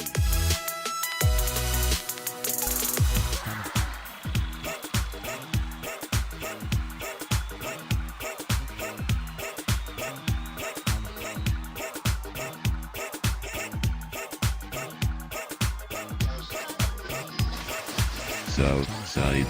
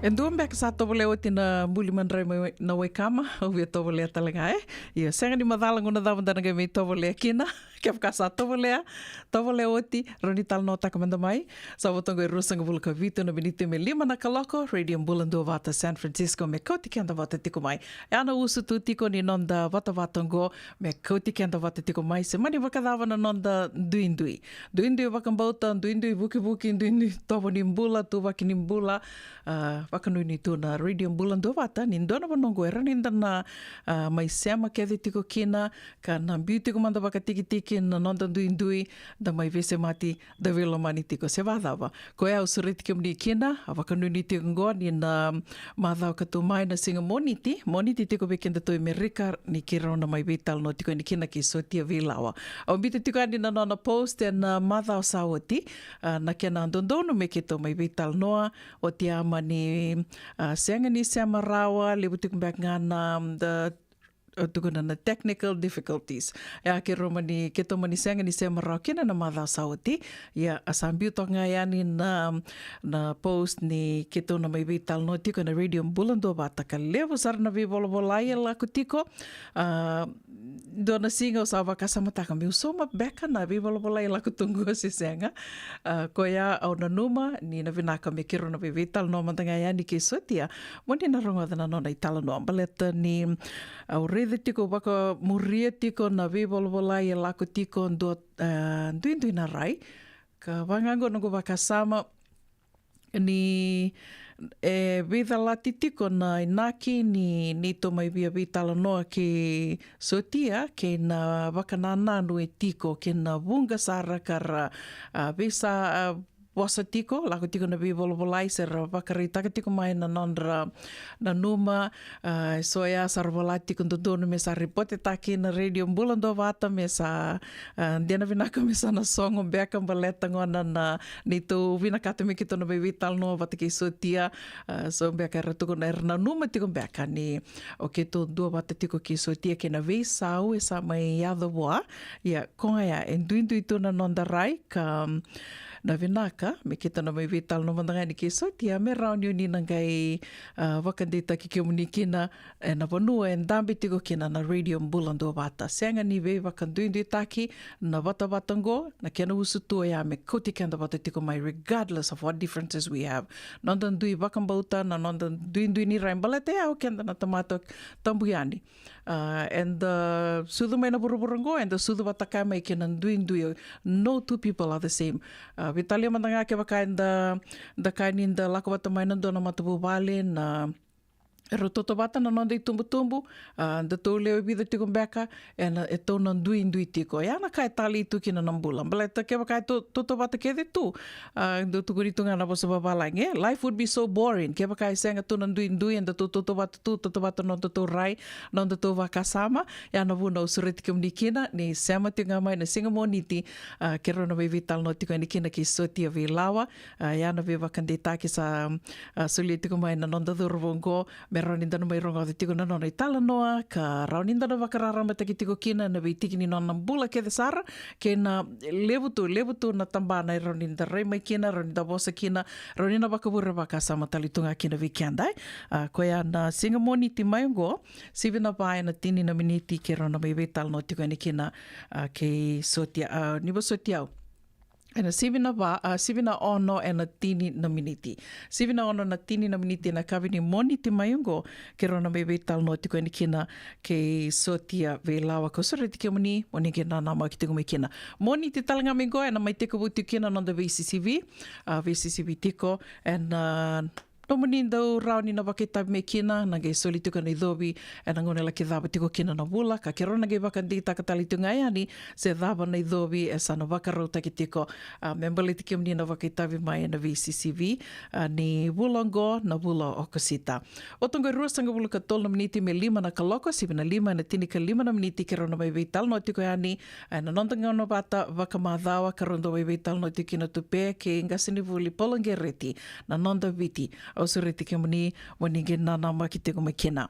Wakambula tiko yani vikimdo na sema tiko ngori mai Brisbane, wakanui ni vinaka ni tosa vinaka tiko na Vengaravi, tosa vinaka tiko na Vilniumbeka, wakaidhuri tiko mai Brisbane, mai Serne, mai Wagga Wagga, New South Wales, wakanui ni vinaka tiko yani vikimdo na kavini kua, wia wakambula talitunga na Serengobi, Mrs. Naitini ke kimdo ke desarna no nei lawa lawa, wakambibi tiko vikimdo na Maramando Vengaravi tungori, do Vilniu tiko mai Hillsburg, do bula vinaka.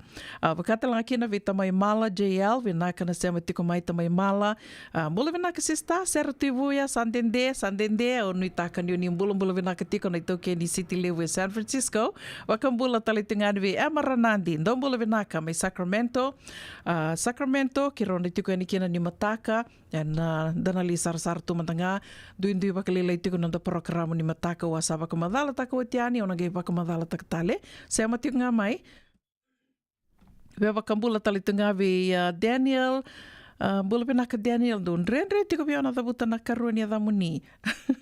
Yun ni sakile kyo muni tiko. Doon bula pinaka na sema tiko ngori may na no sorry minibus 10 LM243. Vinaka wakaliw na sema tiko may na no sorry tunreketi no sorry. Isa, vinaka wakalewu, rungo tunganan raki may na loma ni tembara. Wakanuni vinaka tukani vikimni, wakatal nga kina vitupe, wambote Vilniu talitunga otupe nanduan na sangatango, may Berkeley Mbeka, wakanuni vinaka tukani vikimni ratu, wakatal nga kina vi sista sa vai Rafong ke Katie Mere, vinaka wakalewu na sema tiko may neka vinikua, bula vinaka kaunisela, wakanuni vinaka tukani, vi Ropate Ranimbongi, wakakine Santa Rosa na matububale ne Venecio, Ramambuke, ke kimdo ke desara na sema tiko ngori mai buna tabiuni, weba kambula talitunga vi Sunia Seni Rossi, isa, rombula mai Santa Rosa, wakatala kina vi Wais Dhambe, mai Turaki, mai Subando bula vinaka mai Turaki, sengatala ningula dhabi tikino cheke Penisoni, vinaka wakalewa na sema tiko mai, ni sema tiko mbeka mai vei cheke, unuitaka ni ndo bula vinaka tiko, se vinga na vano ni sema tiko mai kina, and kavini kua, koti kanta talemanda ki vertou mai na mai langa servoli tungo i Amerika nan dua band and a radio bulan dua vata nom ni tokani una buninda kua ni bula vinaka.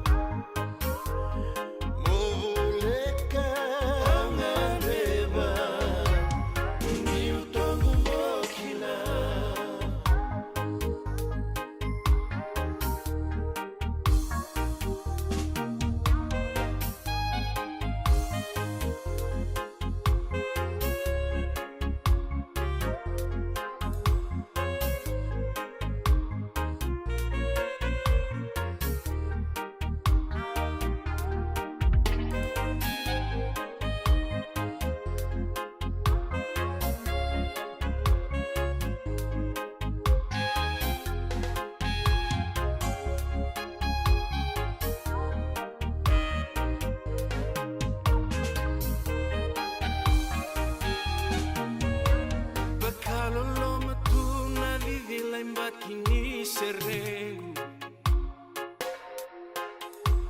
ni alimbula tu koe me vakatawa namureki aworoki ni amendu embutombo mode kalumani maru mode nongu tangilo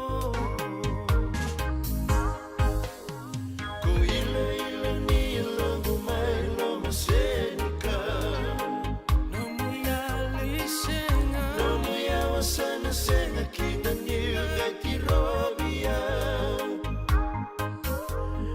Muleka ngareba Niu tongu mokina Muleka ngareba Niu tongu mokina Muleka ngareba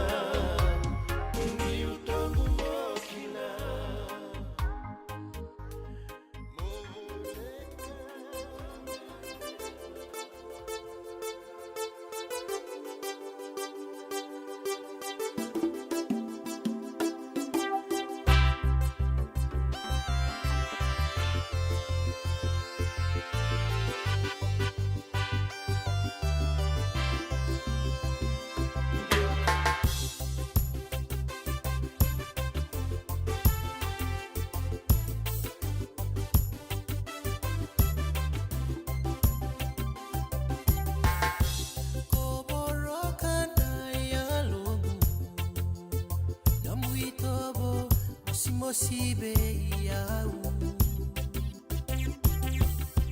ko abakananda kuya nabubale mama rabu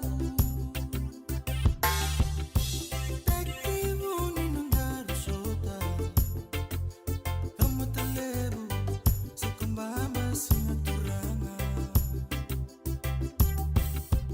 niwa buli nasi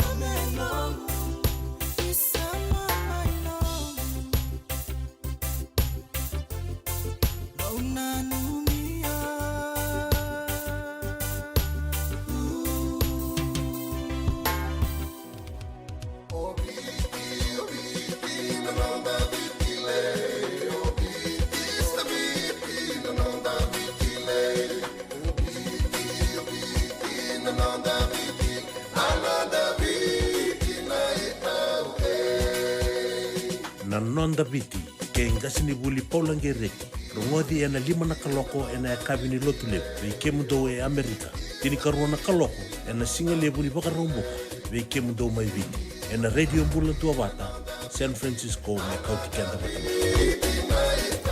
Tobi nungu tati kuna hepatitis B.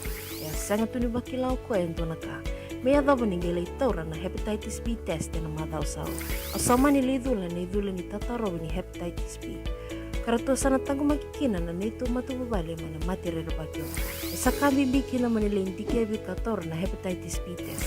Witartar mai kina taliboni 527 ono bituba 582 sesikobana www.sfhetbfree.org na kena itukutuku matalila. Radio Bulando Vata me kauti kenda vata mai San Francisco ki pura-pura. Sema mai ngai wase yani.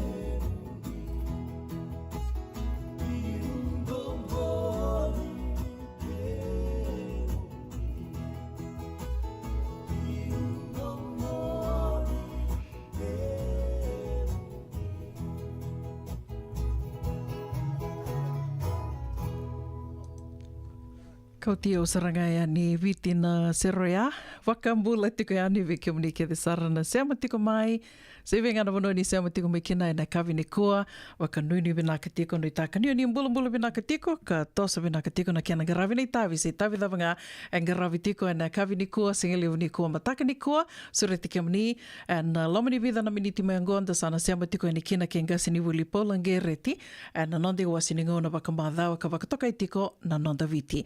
Rondo mai vital no tiko ni kina e na vea kawi ni lotu levu ke tupe, ia na kawi ni kua, ndona wanua e oso tiko pakalili o tupe, kau mai vito mani tiko ni kina, kau suriti ka mni ni mataka, e na nduindi tiko pakalilai na nonda porokaramu, and then laki sarasara tiko na bebo no iso, ke rona ngole tiko ni kina, kau suriti ka mni mani seamo tiko ngā mai kina radio mbula ndo vata. Vikam dona singe seamo wau tiko mai, ke rao ni kei doto ngana like, dona share, dau makasara wakatelanga kina na YouTube channel, ke rao ni ninge subscribe kina YouTube channel, e na bebu ke sara tiko pakalevu, e na kena garavi tiko yani na nondo bata batongo na radio mbula ndo vata. Ke rondo tuko na tiko, na radio mbula ndo vata, na studio, na vanua ke rome benga ravi tiko ni kinongo, e tiko e na tomba levu e San Francisco, na Bay Area. Na wano talangango, kila ni via tolu sanga bulung bek ngana miniti mo ndreva sombu bango ki na Deva, se na South, ya na e wakatoka itiko na Silicon Valley. Silicon Valley, kene balambale na roni ko thaka tanga kia, na Silicon Valley, na computer, na vika ke de sara, na tambana, na mona waka liba, ngona wanua, e ato ia wutakia ni kina. Ke wakainda vital no takatiko na Facebook, na Google, na Apple, na YouTube, wakatalamanda kina na Leaf, na Ubango, na vi tambana kede sar na vi bisinisi kede sa wakayangata ki kina na mona liba. Artificial intelligence, ando tal no takani wakalevu, dona singa na vida na madha sawati, ambito tiko yani dona video tupe na nona wakamurre tiko dona motoka, kasa ndreva teki koe nga wakate ki koe, senga ninga ndrevi mendua ndreva taka, sa dhidi nga wakate ki koe na motoka ingoni sala, yo ngona vanua era e tekabu ke dheni kina na vika ke dhe vau yan, yo wakasamataka na vika inga ndrevi kina na mona liba, yana vanua, ngona vanua e tekabu yani kina. Yana vitu na mbaki saoti, e arto ndambe arto lewe tolu, wakasamataka mandango lewe tolu, arto ndambe tonga nandona volnikana i Palo Alto, senga ni awa mai ke, mai na vanua katiko yani kina na studio, arto ndambe na leo tolungo arto sangai vital no takatiko arto dua na mesana ndua na motoka vuka flying cars wakasamataka mandea ngo bakanganda sarayale alu tundu sarawtu na ale alumbeka ni ronika na ale alumbeka ni kistoni sena sona yale alu entandu sarawe Klapa kame katunga ni membalolo tunga ni wakanana numbeka roni ukaya senga ninda nanuma sara ni nandua na ngauna sana tikundi na kina it'll become a reality na veka enda do saraba tu na bunga na yale alo go na vitu na mbaki sa hoti arto me ndambe toka ni rto lewe tolu na dona volnikana i Palo Alto sarto me vital no taka tiko ni nangona dava se na kena sa nandondonu se na rawa ni ndua na motoka me buka motoka me na buka kasam takmandea yo oti arto sange yeti kuna vital no nangona dava se na roni rawa kina na motoka angor tonge ngone arto sa vital no takorto within 6 months tenorto na lamini ono na vula me sana ndua kina na motoka me to sana mbulia kina na motoka ndo na motoka ka rawa ni vuka. Well, 7 years later, gosa vito na mbaki sangai solia na veva kandonui, solia tiko na veva kandonui na tambana kando ngarawa tiko na veva kayaki, vakandonui tiko na veva kake de sara me vakana na veva kayaki na emadhawa, se na FAA, na Federal Aviation Authority, sangai me solia tingo na kia na veva kandonui, na kia na sava kandonui na motokango me sana vuka. Wakasamataka mandea, wakanganda sarawatu na yale alo, ia na vonongo ena tiku vue nikina, and Vani kambani tingona Aleph Model A. Yana motoka, Aleph Model A. Awa turma na kani tamba kona numa miuna wasia tumandanga yani me rau ni wakawure waka sama tuwe ke mani na kavini kua se mani wakadava se mani uning wili niu tiko na vivanua ni wili niu eso na numa miu wasia tumandanga yani da vital no takatu na kiana sana rawa ni nandua na motoka kana wuka tiko. Wakasamtangango kia wakauna numa ni it's out of this world ni na senga ni rawa wak samtango na vida na roniu kana rau na mbaki sawati senga kina nindu baka samtaka na motoka se baka rasa lako nga na kareti na ose se koitiko ya otia sange lako me na motoka koya rau ni wakandi takakina rau ni ko baka nuinde tiko kina that it is not out of the ordinary na kena rawa ni na buka na motoka balete ni sama i wakando ni tiko ngona FAA sena Federal Aviation Authority ni sana mesana rawa ni na buka na motoka ngo sembuli tiko mena vitu na mbaki sa otie me adaba tiko mengo opia bakarita ngani dona tamba kawa bita bata to andre tatake me na internet na ngumi bakamuri tiko na itala nongo gona Aleph Flying Car Model A.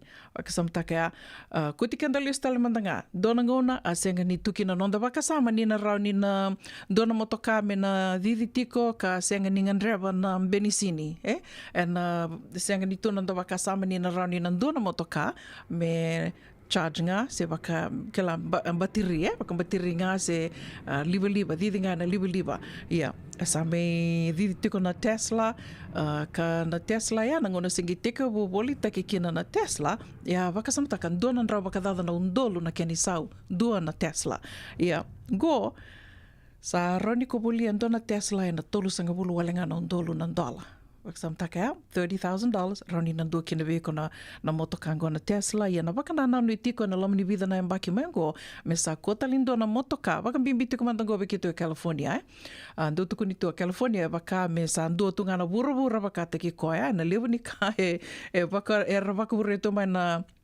na kai California roni tuku nai endo tani na wakatangi dengan beka ni buku roni kai itu na bonongo na state ongo koya itu ni tukina na baka na nanu ni na lomani vida na mbaki mayongo mesa kota lindo na motoka sana baka lauta ki saranga ya mesa koni do na motoka mena baka ngataka sen didi tiko na benisini sana didi ke nga mesa baka liba kede motoka liba ya na baka na nanu sa tiko membaleta na state ongo California who knows de sananga ito kiani na be state taliso i America ando tal na vital no but it is possible ana kautuko na tiko go sabaka donui mena mesana baka ngataki na motoka buka na ni reida toka mengori na Aleph Model A na motoka daka takango endina ni sembera ni Wakando nui sa rame sa wakayanga taki ngau ni sala me adaba tiko maingo sa turi rawa sa soma rawa ni rusa ngabulu kalima na 2,500 runo dolu lima nan rau na leoni banua sa soma o titiko ni na nonra motoka buka endo na motoka ngo nangone sana bolita kikina tekuni na rawa ni na ruana dolu rusa ngabulu kalima sana roni tiko bolita kina mateni motoka flying cars tolu nan rau na undolo $300,000 dua na motoka buka me ba tiko ngo lebu na kena vital no ela ko tiko ngo na kena waka samataka tingo na kena na tumbu dake na motoka kalaki kele na wakanga na helicopter na ba tiko na helicopter na kena ai lako vital no tiko ni na rau ni nandua tani tali na matangali leiseni senga ni na rau ni no wakanga taka na numu leiseni ngani driver sena driving license dua rongo ava tiko ni tuko na tiko koya goria sana ngandrevikina na leiseni ni pailate ken dua waka mobuli pailate so ando tale na kena vitala noa na kena mai vere atoka bakalilai na matangali leiseni mena tiko viko me rao ni nandua kina viko na motoka buka it is coming ke waka se senga yo ko ngana vosa no tuku ni tuara kana makai sana varo buka ni na motoka En dona ngona lek ngā ngona lo mani vida na mbaki ngā mea ngonda sana rida kina sarna vivu kaya ki tuna motoka. Koe ngai tuku ni ana goe ndua na i wal ni lenga na wuku ni oso ni ngoni sala nda sa baki latu e na ngona ngoe. Nungu tuku na ni ngona oso ni ngoni sala uwa kasama taksara na ngona ni COVID. E ndua na kau maruta kina na nreba wapu ki ani lala sartunga na ngoni sala. E na ngono ia ngo sa wakanga na kena simbera na mai na COVID na oso ni ngoni sala nda waki latungo. Wakadhawa lio ki mdumi viti sa lelito manda ngoni sala ngai senga soti ni vinaka na itu waki ngoni sala sa ngai lewu ndrau wakan rau tunga na motokai la kutu ya na nonda vanua ka sa sora rau tali tunga rau ni ndo wakan dina taka ni tiku ngori mai nonda ni sa lewu tu na waka motoka mai viti Ia so ngana kame wakapura wakasama tuwe kenda tō e nei kawini kua e kawini lotu le wendendai. Tendo talamanda na ser ni bernenda na sema tiko yani ke ngasi ni wuli polangereti. E nei kawini kua ve wakambula tiko yani ve roti maleti kamarusi ni bula vinaka. Dina tō dhoko. Wakana motokani Batman Ia saranga na elelo wakasama takatiko. Sa tōna waro Batman, Batwoman, Batman and Wonder Woman, se Catwoman na rundu wakarita ki watatiko. And don ngona lek ngā ngona lo mani vida na mbaki mai ongo Wakambula talitungan vi Amy so leather ni mbula vinaka Amy do sea masartiku mai na vuni sea hospital ke marama nei tā mata kakambeka seo mata dha mai namara kandavu nimbula vinaka wakambula talitunga yani vi wise wakanuni vinaka tukani vi kimdo mai valeo se endo tikumbangorina city se ngtala ningole da tikino turanga nei ta Josh senior wakanuni vinaka tukani vi kimni se ngtala ningole da tikino pashe dange lamba santende ningai sema tikumai tadingu wakanuni vinaka tukani vi kimdo mai Santa Rosa wakatala kina vi marama tau salo teniki vinaka na siya matiko mai neka vinikua mbula vinaka Abiniasi, Rokomba, vinaka na siya matiko mai Uniontown, Pennsylvania, wada watu na nraki mai Sanangori, visi vitiko kito na tolu na yau abe kito e California kirto mai Pennsylvania, kena balambale asa oti tongo na walu virto mai Pennsylvania, don mbula vinaka, wakanuni vinaka talitungani, vikimdro mai nandawa mbula vinaka Butch, mai Nandanda kuladi mai nandawa, sa talani ngole da vitikina o lewa watu. Bolo binaka lewa watu, binaka wakalevu na siya matiko mai na kavini kua, sa talani ngole da vitikina o ana na iwalu levu, ni bolo binaka ana, bolo binaka si ruaya tambo levu. Bembeka na vano ni siya matiko mai kina si ruaya, wakambula talitingani vi John Ratu mai na tewa the Count Robe. Don bolo binaka rup kikimdo na vitinani, mai na 5.5 TV Road, mai Kinoya, sa Ningola da vitikina na turanga nei tā Bilson Suai sandende koe alitiko mai nei tā o ni taka ni mbula binaka tiko wakatala kina vi Wise Thambe mbula binaka loloma talitunga yani isa ninge loloma talitunga ni vita mai loata mai na Nandono mai road mai lami sa tala ningola da vitikina Vuki Raf mbula binaka leisa nimbale binaka na sema tiko mai nei kavini kua Sanga tala ningula da vitikino tina I TJ. Vinaka wakalivu sista na sema tiko mai na kavini kua. Nui taka ni o nimbula vinaka tiko. Disi tiko mbek nga mai LA. Serango me na nomuni kia tiko. Wakambimbi kia mando na tiko ngori mai na kele ni ven mai na usori. Dombula vinaka.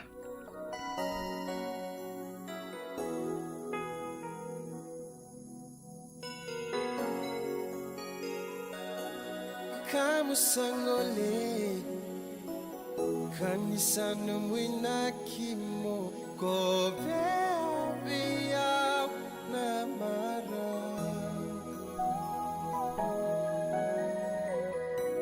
obaka mama su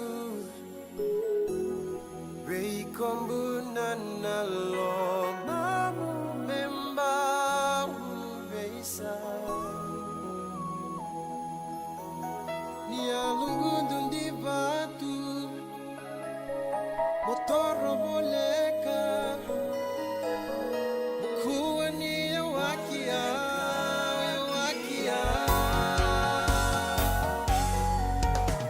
Awak teronga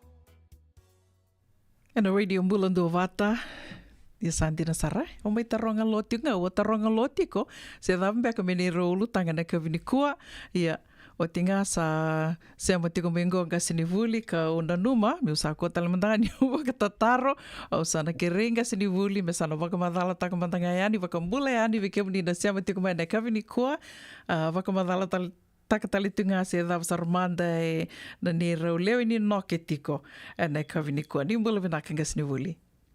Bulu binaka bulau na wala mana visureci maro saranga do sa red kemnu don kan liliu nin raki suba isa dia nasara so tanga diwa ge tau tanga no do kemdo lange lap singa visinga ya santo so tanga dina kana bula ya Roma na ulutanga e voci kuma na madao sauti na ro betan lo abati ke na turanga na tuitabuki na madao sakora o tunua ni na baka madao ta ka baka matai lalai na ika adana e no sono bunua na dorbo ni wadi iya batana ikongore baka no mikina na kao tano takin na madao sauti na daurabo ni wadi mai la kemba ne ada no tambu ina vatu roa so te kina ke na luwe tui tonga, nonro koko nonro vendomo ni sa sing ni kana rao luwe tui tonga sa ngai kere me sa le kau mai o na daraboni wadi ngo o tambu ina watu se adana mai tonga o tapu osi. Sa ngai kau yani buara o sa mani viwa chini me adok ni kua na nonro kau mai tonga kau chukunga ni tui tonga ni adana na falefisi. Falefisi ken babale na vale ni viti. Ya dosa na ika rere binaka. Wakaiadan awa ko wako tani dona kenta basing madam na tui turang na tui tabu ke banda o taka ke munu se senga na ore na ika rere binaka me o vama taka manda na ika go and the kila ne chuku na matagali ika ba kumi na ika ba kumi ki lewo na kana kala lai do ya dan chuku na ki se na ose oi Iyo, ngori ya chiku na kena kalele bora kuni bakale mai da kau. Dan rampa chiku na dudu boleh ni dau kana dudu chiku. Nan dau nau na sono bonua se na mataroko. Kana dudu? Kana dudu. Teina uluna ni dau kana chiku kung gaimbuin e vaki. Oi. Na dudu. Ia, sa na dauna una sono bunua mataroko na sono bunua. Ika lewu ba kumi. Ika lewu tali chuka na kena matangali. So endo adam chuka na itoni. Mati ni kambimbi. Avoka na itoni ni imbi ni datali imbi chiko. Na kena bimbi. Ia, ndongo na kena matangali. Na kena roka. Waka na endomon mutua, waka na koula. Wangona na matagali gori, na kangala sekina, sengini kune vitilevu, nogu kila manda, sengini kune vitilevu, sengini kune mai vano levu, ngai pasok nga minuta nga mai kandavu. Go ko bakar do kaito na goldfish. Koya? Saya nga sa na goldfish na kalalay ko mai China. Do kangani bota taulo. Oi. Na ika kola kale chiku mai kandavu na una tuku na mantangan na yada na bakabuku kaya wabia bangkara na Wikipedia se na Google takina yada na bakabuku na Parupuneus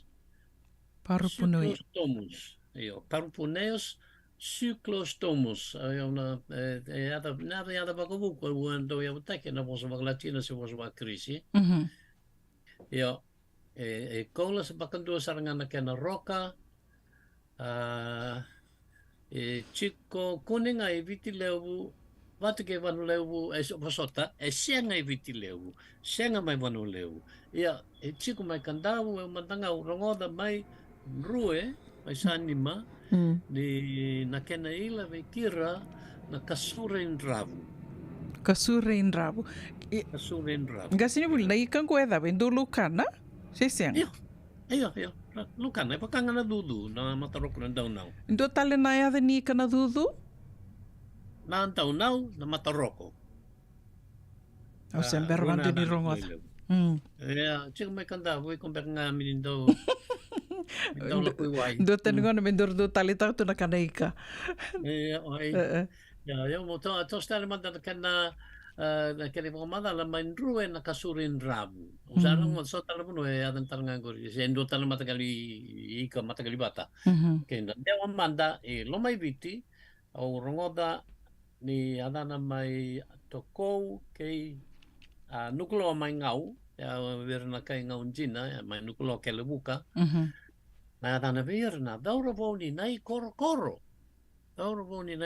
yo nai korokoro na kor mai obalau ya au senga ni mani taronga se dava ya dana kine ndumbe kana itukuni e chiku talanga baletana dona dauro ni nai korokoro waka usana ngoda indua ni dona dauro ni nai korokoro eran domona na marama na leo ni burotukula o ngai lako i burotukula ngai lo estale mai Rao ni ko en nga na bune ada ni kin na dar bune nei koro mai o au ke ngau.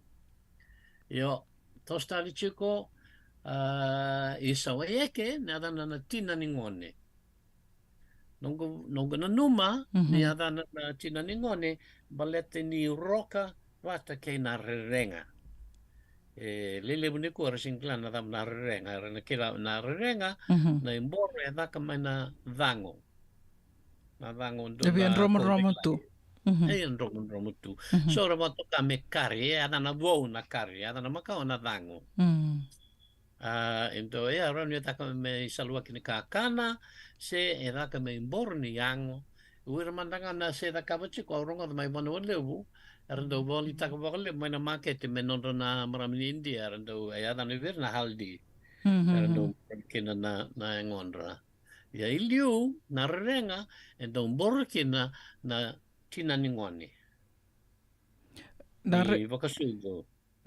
Na renga ko na o baka udhiri sartunga na nungu barorongo tungo nga sinibuli. Wada kim dona siya matiko mingo. Yari baka lebu yo. Yada nungo na India na haldi baka balang na turmeric. Iya. Iyo, batani dorbi tal nota katiko na ika. Iyo, baleta na kena roka ni ikan kona daro ni wadi baka saranga na roka ni rerenga. Sandina. Yo na rerenga na haldi. Iya, na haldi wa India. Iya. Na rerenga weekenda. Biasa iwi todo ko ya na bakandu na rerenga sangat talindo na dana. Wada me kantabu. O sange ronga da bakandu na rerenga. But sasing ni bakang take. Ili unda bang take berna chinin ngone. Endo na take berna ngone tangan ni chukumbure. Na endo bakang take tarangan bana sona bonua na turanga sange mbuli vo. Memboro kina nengondra? Memboro kina nengona, kore. Kena bali? Oso tiang gas ni buli. Don, yo. Kena bali balet niu kila niu iramanda ka India na nondra bakarau ya ni bakamindo bakaruli bakawatita ki enduan na ngone lea wanda na ridani na vida na singa emboro tiko nengona. Ya via toto wata tonga ni bakarau ya. Bata ngor niu ni tukuni tumingur turanga ni indua na turanga sengei mbuli se sengei bangunu bimbeka. Iyo. Donu, yo. Rauni bortal nga kina. Sandi. Na kani tobo imanda, na kusanga sanda pakawali taka na matagali tobo pangore. Na tiningon sengei sudochi. Ya ina bortal nga kina. May adom sarangan sa kali nangoni. Nadab na buna imboro kino tinaningoni. Sora kaya, sembal tangan ni tobo ni bakrok virna sa bakana tobo ni bembuli so talera kaya mungkin na tinaningone kaya ka lakoba koso na China sana kilay sana tobi ko nambo Au nanuma. Oyo nanuma te vango. Memboro ko meroni kuni lokani kinotamaningone. Isa non la cosa ragazzi. Ebe toto wata tongana bakasa me ai. Quando vedan chico na ba sabe sine pakan dambe. Nada ba ya na ba sabe. Mekali nangone sangai rauni ro chico bata na. Sandina. Si bernikali so nangaw daw ka. So nangaw na no dito mundina kala nangone siya bakitolo yang bakiba yang bakilime so. Ya samba da tali. Tambala ba beta maningon. Samba da tali tata ya. Iyo. Ando na kani mo malalaw sa ron ng kari kani tinaw si gila. Ya sana gay bangarita lo tata saya ali. Doon gori. Alay bangarita liendo sing nimborre. Sing nimborre. Isso, totoka na ital nogas ni buli. Oso tiaw ni liwti nung taro. No, kami na kasi ko rin na taro. Ya sa kung ano ka may sawaye kena ada ni kango na tinaningone ni baka na rokan ni rerengay. Ayo, ochi may buna tabiuni. Ya na rongo naman ko na kenra ika ngone toko. Kenra ika ngone toko. Ayaw. Hindi daw kendra ng ngone toko. Ya, teka bunga may didi lako na kailaw. Ya tu sari wilkin ola kemba oniata mode bulango ya worke ngori ya dana bakandua na darabo ni wadi. Darabo ni wadi. Na numuchiko mai lau e signi da buchikina me daurabo. E da buchikina me darabo. E darabo ni wadi. Na bosa talangango sa duruma talichiko na bosa bakatonga. Erdo bakanga taka mai tonga kendo na tangane re binaka. Erdo kaya talavo na kena bakatonga. Iyo talavo. Iyo sangka yan dua tani nga may kambara nga rin bakal kata me darabo wala nga sini do chikino wadi. Darabo. Ya may kambara. Ya may kanyo chochi ni ade chikubiao may matuku. Rongo naman din wala may matuku. Adam na puna o sini kila may matuku ata na bira darabo ni Waitambu. Siya sa taura dalam bek ni darabo ni Waitambu ko ala ko itonga ko ang koroy na kena totoka na kena saweka tasing kila se indo talim beka na ital no reklama matuku ni indo tal na darabo ni Waitambu patarong nem chiko wadi ke Waitambu ro be taravinga ina barabi ke Lakemba na buera ke Lakemba ni adana chiko na buera chiko mo tumbo lai kormakao tarukua tarabo wadi tarabo Waitambu taraba o narodak yang kita rabu nuku narodak tanga sa lalambek sa alam chuk mai nuku chongor sa gay yan rana go vital no ta kitingo kim dona bio kanido se mati ko mengo na endo na ika e sambo o wi rida saranga na ikango ya o kim ni sambi tame na keni tamba endo na tamba abi ti ani be ana turang na tuita buki na vasgi ono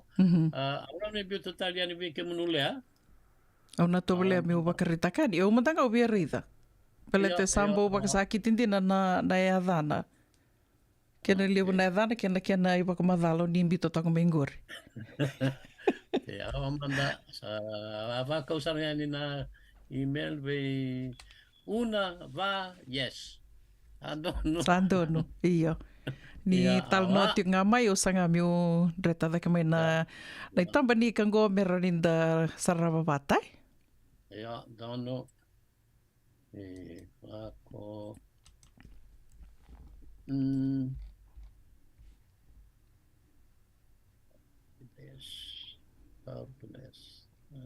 Goendo na ika sa lebundina na yadana ke romi vital no tiko kina na veo kanina kabini koa sini lebu sara lebu na ika lebu da kina yadana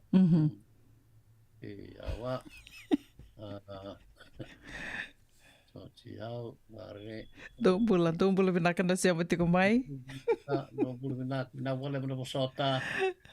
Sa chiko. Okay. Kero vital no takatingo na dona the nikai. Yeah, and who are we?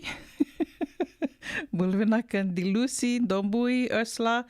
Binakan na siya mati kumay na kaviniko. Binakan mersi mani korisavo. Binakan valevo. Binakan turanga tao diri motokana. Iya, dia nasara. Sabu kaya ni ngori. Iya. Mia. Toma ni talman dan non di talnon ni u se bangarato kana. Iya, boleh tu kana Gmail, no address ni Gmail. Saya ada na bikin mail awa pato mail. Oh. Ini sing nga. Oh ya pato mail. O sa gero tal nga pando ya pato mail. No bahaya dan kila lebu na nga mail yang ko sa pato mail be ke mail au pato mail ya baya wa mana mak chikuan gori o sari de togo salo right samba unduan dina ikatotoka iya o sanga mi una biuta dakiani iya toman tal tong mandanon diri tal no na kalau reli betul na kumina Naka, kero avita no tag na madaw sa chen due tarong mai madaw sa madaw kashin madal biao au sarango do na kene madala au na bangkangka au sa bangkangka ochi sa bakrau tu na kene so tarong chiko se dave kene tobo mai da kon robe ni dauda kana angko na sin madal angko na taudoko se angko na ngaba turanga ni ya na bir na somai ata ona ken mabale na na sauni tanoa, senga ni kareda ke ngara sombutali chiko. Me koe lose. Oi. Ya, na itopo mai da kaunrove. Si ang wakau kai chiko sing madala ngunyangona kele se ko ngana kani bembuli be tui da kau. Se na yang kono ni bonua. Ya, torongi chiko ang kai rade chiko e bida na bole chiko biao. Au sanga e rawa ni rani biwa chiko manda adaro boni wadi tongandi mande da kaunrove. Ia. Uira na tawa banu mbeka se Indonesia busa makawa, uira sarana kai da kaunrove. Me pakai ke lele ora sini chiku mai somo sini chiku manda kai tabiuni chiku mai bano levu mai na yanu leila yo da konrove wai dona bono e bano levu ne ada no matai koro sai matai oro iya ora bano to chiku kena na kai da konrove matani tu chiku talangana non rabunu ambachi o ordau o mambudo wateke nandaranga ya da bobia we chiku nai bola ni Indonesia buso nandaranga se madala erto dia buso ambachi talanga da on robi manda isa orto sa chiku ngori o chinga ngone vida nrawe amba isauchi to lako dake mai dona busa ya dan chiku nei sokula ya sini boleh tu nei bola ngona no kumanti chikenga nei sokula e kene babale na iso kene babale pakame dona ya busa na geli niika na kula dona matagali gio lailai damdamu me pakan ya na kula nai sokula rapakada dona geli ni giola lai dam ya sini madala se rabu mai ve sora kai chuna rabu mai navatu mai rara ngen deo dake navatu mai bua o chinga in deo dake sarangai I navatu in reniwai mai manulevu dotana kani tuku ni rabu mai ndela indaku mai muala aku mai muala dona kormakawa le rabu mai kina levu na nonda vu na turanga rongilu me bakana me kata ki kumbua bonua se o iso de nada nawa tuna bangori io artong la kota ke mai artong ke to bata ke da konrove nei valu ngo ya do sari nangi tukun ya di sabu ya sari wailevu sa au chinga nei valu ngori rasa mai cukup pakundua ai sokula mere chiku na dona koron na orom awa ya no sawa I mosoi mabale bele kachinga ke da onrobe wai bate uni sabi ni ua io angai wakame kenito liu na kanive buke nei valu na to engush lolo ando na luve ni turanga mai da konrove wai sempre ni ada no tu da kau da sini kilai io to luve na ngondele ngai so de me vakawachi verto na isokula gai ndo na luve na adana o rokevu se o roevu o sa sangai lesi na singa menambuli kina na tuida au mendo na luve ni turang mai matai oro ia nangau na sangai losi o chikin angona sangai solia o mai kavula sa ko sa matini bunu chiku mai somo ni kuwa mai au o mai kavula susuma na luve luve turanga na isokula o rokevu ngai sengi di soli ve kona turanga ni matai oro anu numuchi umenambuli me tuida au e soli da una ve roevu na vasu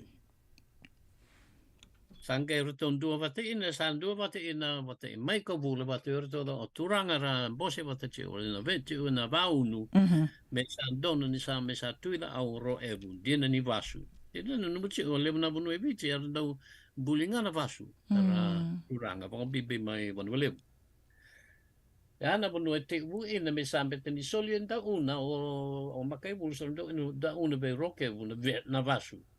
Koe ando wuki ki nei muri na... Iyo, ko nganga dongar ki nei muri na sauni tano, matani sauni tano se ta ona, endo gari manda vae. Ya, sangai bana numini na kena soli muri na bilong ko ribuan ngoni vasu ro ebu. Me adobni u sando sau mai ta ona. Chiu sana sonde kurintalo noa sangkai matai ni tuira au ro evu ia chukuna keni mana ni o matai oro e bonua turanga rawan ni e whakatorai wa bonua mera whaka iri sai na sai na masei na iri masei na tana mera ondro na sai iri sai urna lewa rauni ra vaali u loa tukuna kene bona ni sa wana numi tukuni nonra turanga tukui manda. Arsangai to eso e buni sabi a matai orongai tai angai tara ina vali lewo lalanga besi mi ro evu sangai chiku ino ro evu lalanga besi matai ni lalanga besi chiku mai buni sabi se chiku ino mi uni ua anani abu nga yabu ni vale ya do tale wana vale mai da onro wai anu wai ya da garisoi ni takni sana sumutika no ni wakatatar bikim dona wakatatar tingo mena mada sauti ya sa tingo na sa tingo na ika ke wakao ni sabi na kata menda rida mandeani me to rida talangana semutiko mai neka vini kuai ada talambanga eda ni kango rida tonga o sa lak tonga meno wakasama na goldfish. Napa? Na cia. Iya. Na daftar na ita nang sinibul na Darabo ni wadi-wadi. Darabo ni wadi-wadi. Gon. Nana kilele may launggor yan. Darabo ni wadi-wadi. Darabo ni wadi-wadi. Yeah, may kanta na kasurin rabu. Kasurain rabu. Kasurin rabu ya. E vida toka na yada ni kango ya ngor nei kanda vital no taka tiko ko anda ngono senge rongo de kina baleta ni wa senge ni tiko na mada sawa tiro wa se vital no tiko ni kitupe o nanu manangone senge ko tada ka mekino gasini vuli na tal no ni ka na nungu vakasa me la ngai o gomba ka kondo ko e dana tuna goldfish ya na goldfish ka lei sara me vakatoto batek senga talenga ibiti ya ko mandangango gasini vuli iya au sangai reida tok mandangango vakantua na ikan romon go ya adorbo ni wadi sambo to tokandina Darabo ni waitambu bir mai matuku watakein darabo ni nai korokoro mai ovolau ke ngau totoka vakoti ya saat tostar tok mandano dru italano neka bini kua berni sabola kini tombok kiantar kosongona sandono então nero i tobo ke turanga na tuitabu ke kapagando na taro e chukongor ngai tarango mai ke pakasenga aura ni dewa sare na betelele bro tarango chiku na bitu utake chiku matangong kay pang madol sa kana na madaw sauti madaw ni manda ni senga ni bitu utake ni asana na kavo sara oi Sing di bito buta. Gasini buli boso kia. Lo mai biti ke da konro bito buki pakai sana. Endai. Ya. Bernin daru tarani gasini buli ndo ngana tarwe lakutiko minggo membeleta naika membeleta duru ni wadi. Kode yesulia ada. Kode yesulia ada ya me duru ni wadi. Sa taro binaka ya kenisa au wakabauta ni ko sa sengin do na ekila se soli makawa garena na ni pakang taki lauto goko sing ni ada bo soli dal saram pakanga na ngone se bulat chikukino tambu ina batu tambu ina batu ke kanda na kene tutuku mai mai tonga porque no to kuni na kai tonga chukinta ngaki na dorbongo tapu osi mai vasi ara do ka chuku mai tonga mai wadi mai vasi dorboni iyo Talabo. Iyo, ninda songo na siya da fikataka na kena yambaki mai na tukutuku mai tonga e bevi a chiku beka ni yambaki dona undolu ona nan rau. Bula, Emily, do you know what this fish is called? Do you know anything about this fish? Emily na orto na rona veo tine ro dito baka tiko na radio tonga se matali tunga mai na kavini kua. Oi. Madale chiku mai tonga se sianga taro vina kangori. Iya. Ni taka ni saso mai ana no ni taro sisa sendo beka na oni kilati ko beka ni so ni taro ngori se tika bume baka da na yadongo na wadi doro ni wadi ni bosotiao. Iya. Iya sa na sianga na sini duit lamat ya ada Macau Ada Macau. Oma daw sa girongo. Manan raw ni ambaki. Ini satu boleh na ikongo? Oyao. Awa toble vakandu toble mai kaila sekino toble mai totoya. Yo, aunque toro ngada bune ada mai totoya raka ngore ke mam esindu na ada na ke mami ke mando o kate chunga me dudu se ada butando na ada na kasurin ravu. Raka taranga na kasurin ravu mai totoya. Ya okay wakade ko nga kola rere bina kana kena kola raka ngore dudu batanga se kasurin ravu batanga. Ngo e due bakarita mengo mbol bina ke so atu na mo ko ngo no se. No se beka me be. Ibe beka na vanua ande ya beka berto ya dan beka na ose. E va kumi na ose ya no ose kala la singa do na levuni dorvoni wadi. Oi, tu na mengo. Karanga e bula. No ose. Iyo, no se levuna matakali ose, ne ose ke de bula tolo lai Go tu kon. Wadi renga ke tolo levu. Ika levu takungo. E bakarita ki mengo tu botu ngori na ulabi. Sanga ya usar senga. Vinaka va levu na soli. Ulabi do tani sargana matakali kada ulabi bukan bose. Na kali levu. Vinaka na soli va kasama tiko mai na ka vinikoa. E kero sa taramandani na taroya na vito butaki ngasini buli. Iyo vinaka usikandan kene bakaraita ki ande lele buraka chikuni kua. O da konrobe ne asana ke de da konrobe vito butaki kene asana ke de lo moi viti. Lo moi viti. Kone e dala yo blatan lo moi viti batan lo moi viti asana na karon buli na ke valai. Na konrobe ne asana na karon buli na ke valai. Ngono ba koloni. Sing ni bunua sing ni matentu rorua. Dorai teman tanga usa banganga eso na wola ni non dei tovo. Ongai va ongai komuna kina na ve bonua era veto butaki kina veto butaki no da conrove. Ongo da conrove na bonua sini da conrove ne asana. Oi na bonua. Na bonua. Iyo. Dua veto butaki ke muala.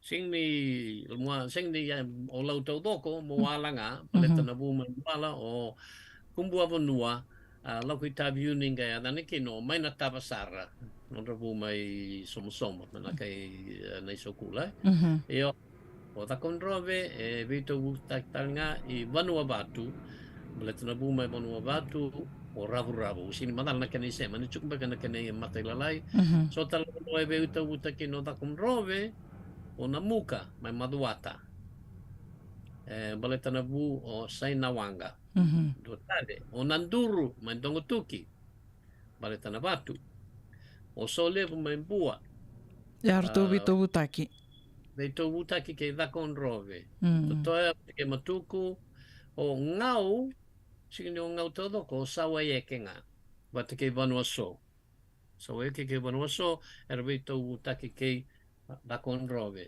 Kene bale dona taro o Maduata na vanua na vanua Maduata. Ndironi baka matata kamanda sini buli na ndui e tiko ana ya sana bat ke na vanua. Kena sana na karon buli na kay walang be sala ni ve luta ke ngono ba koloni. Okay, senga ni mebokana okay o tarong chikongori na yasano Maduata ya chiku na vanua Maduata ken babale na vanua era vakarongo bona turang na tui Maduata. Na vanua maduata kene balimbali ra wakarorongo wana tui maduata. Iyo. Ia ni sa tukuni na ya sana. Ni sana. Oh, ya, apa? Ni sa tukuni na ya sana idhawe kene balimbali. Ina mabali na wase di vanua e rambuli na velu take va koloni. Me andu na kana roko. Me lewana bakumbibi me tam sala ni vei vakatoro taki na nguna va koloni. Au sini kai ni dala, au kanga e senga ni ka vakuvanua, senga ni ka vakumatentu ve kendai. Na to lewana velu take na kovana e na ngona va koloni me sa wase na mataini wase ni asana me dana numutsu ko sing ni chin kava e chin kadiwa Iyo o waka samataka ngas ni buli me waka ni sa tosti ko me na ngona wati anda sama i waka minta sama i toro tu kenda na velu taki ke na kena vindai na kena wasi mai vai ana ya sana mai va koloni me waka ni wakarita tu mengori o irangan ana ke valangi na norutunge mai velu taki ko sange bure mai kina na kena wasi tiko kona tini ka vana ya sana ta sange kila tiko ko ne sana ke de wasi waka tikina men den sing au sing kan idala balet ngori do mandangan ka enda bakam bautu kina ni asana but ni kuwa endo ni asana ke de sing asana ke de le ni asana chiku na non tim ni rakavi endo to takana tim ni na tasiri ya na lu ni asana na tasiri yo na tasiri na bonua sena matantu e sing ni yadova na asana to ko na tasiri ni kuwa na bonua na tasiri ya to ngai lo mai buna na buso batik na be kor la ko da ke lo mai buna ya lo mai buna sa sing ni bonua pa na tasiri Kaya de matelomba usando tan sana matentu bataki ko o naluai na matentu batak ko o rara matentu batak ko na bombudo matentu ba ora bono ngor sa wili chiko ni asano na tasir ni ko ya resenga ni vakabanua resenga ni gali in tasiri sambo fichi ferferendi nai ferfere lai mina ka mendekila iyo vakavosar ke vakamisar tunga vango ilala nga mendagiri da o ortongo gongo e wili na sanango ortongo e na vanua orto wili na vanuango ia na do e tartio mengo vina ka bali busisa na se amantiko mai na tartio mai ke nimbale taubunga o na ya sano o maduata ndoro vital no takatiko ya erto taubunga ke moala kasenga ni ya sa moala Batani da tuku ni tuku na asa mo ala matuku eu sebenarnya tuku na me ore de manda nada me boleh na nongo i bola me na vanua va kamaduata awa yo no mucho na vanua o maduata ken basiken baba sing ni asana i na vanua maduata wow beitau bu ta ki ken dua ngana vanua on dama mai bua ouch Kena leu na no maduata. Ya ke kanta lako on takai manda ya sano maduata on lako manda i ve lambasa sen don kamblit lambasa. Lako manda ndongo tuki. Okay, ndongo tuki sen namuka e village kuna sano namuka. Sano maduata. Maduata o namuka ya sen ni ve to buta ki kendama. O namuka mai maduata mane sano maduata veo kanimanda pat ke da con robe ve to wuta ke mbau ve to wuta ke da con robe bat ke tu kun chikun endo na bu ese mai ra una da no mai corre rupe bat ke cordau kana bono ve to wuta ke no na muka yo de oni aka ni ve to wuta ke moala mai au sebenarnya kayak oh kambe ken dua ya da kon robe yo pada ci mai na tabsara bate ke o moala dondo e vich to doko e ci kuna ken tobu mai tonga senga tani do no e vich e vito buta ki ken dona bunu mai tonga yo moala e vito buta ki ke tungua mai tonga iyo baleta na bu mai moala o kumbua vanua do dan talaga o wele tui vanua kula la kui tonga ko to mai kina ndo na marama ni tonga me wachina Ko te kenda rumai ke na tarongo ngasinivuli. Na taro awa tiko talanga nungu wakasabi tarongo mengo Solomoni na mai orto mai na Zion Shopping Center. Na tarongo. Kalani ndo lebu na kena vital no ai. Ya. Na dava manda maleta ni soendo tukuna senga na vito butaki waka na nonda we kani waka beka mendanda we waka minmini da we mo city ninda kai ninda vito butaki. Ya sona vito butaki sa waka mili daka tu sa waka li ndran ralu katali na sona ngunai na nindo daka tu na we wali. Ya. Na dava saramanda na kandina ninda kai na vito butaki tu ya bu me waka dava na vito butaki na we kania.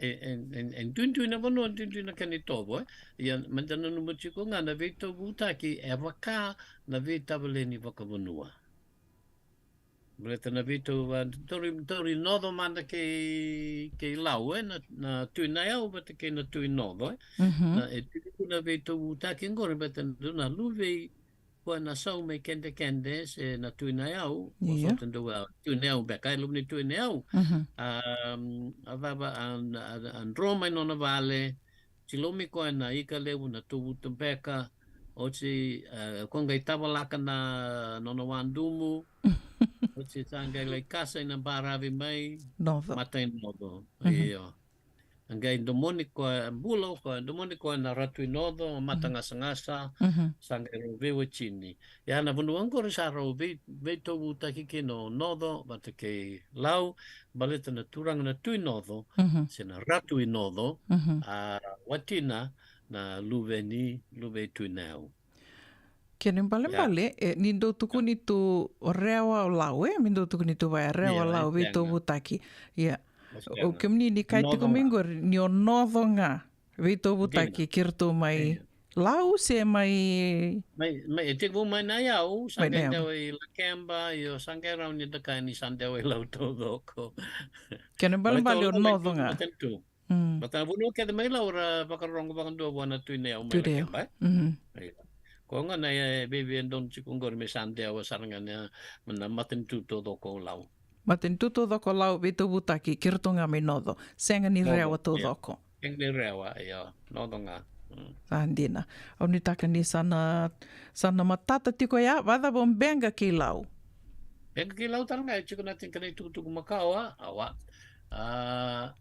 Niyo duna talaga na luwe tu la kemba, ngor la kemba nga. Senga niyo la kemba nga vito butaki benga. Oi, okay.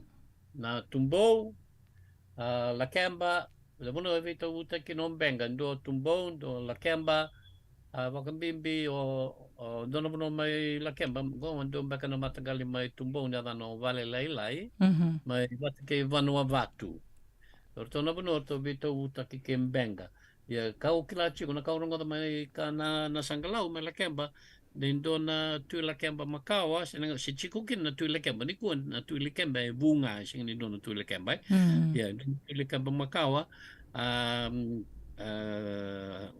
ke pakasam tak na ta ora ni bangkara na kental no tak mata ila na mata mengo ya na ken mata lileu ni ala ku imbenga ke la ngarabi ke marroi ba na ka imbenga endo saranga na ken vatu e chiku imbenga na ken ba na numi Dua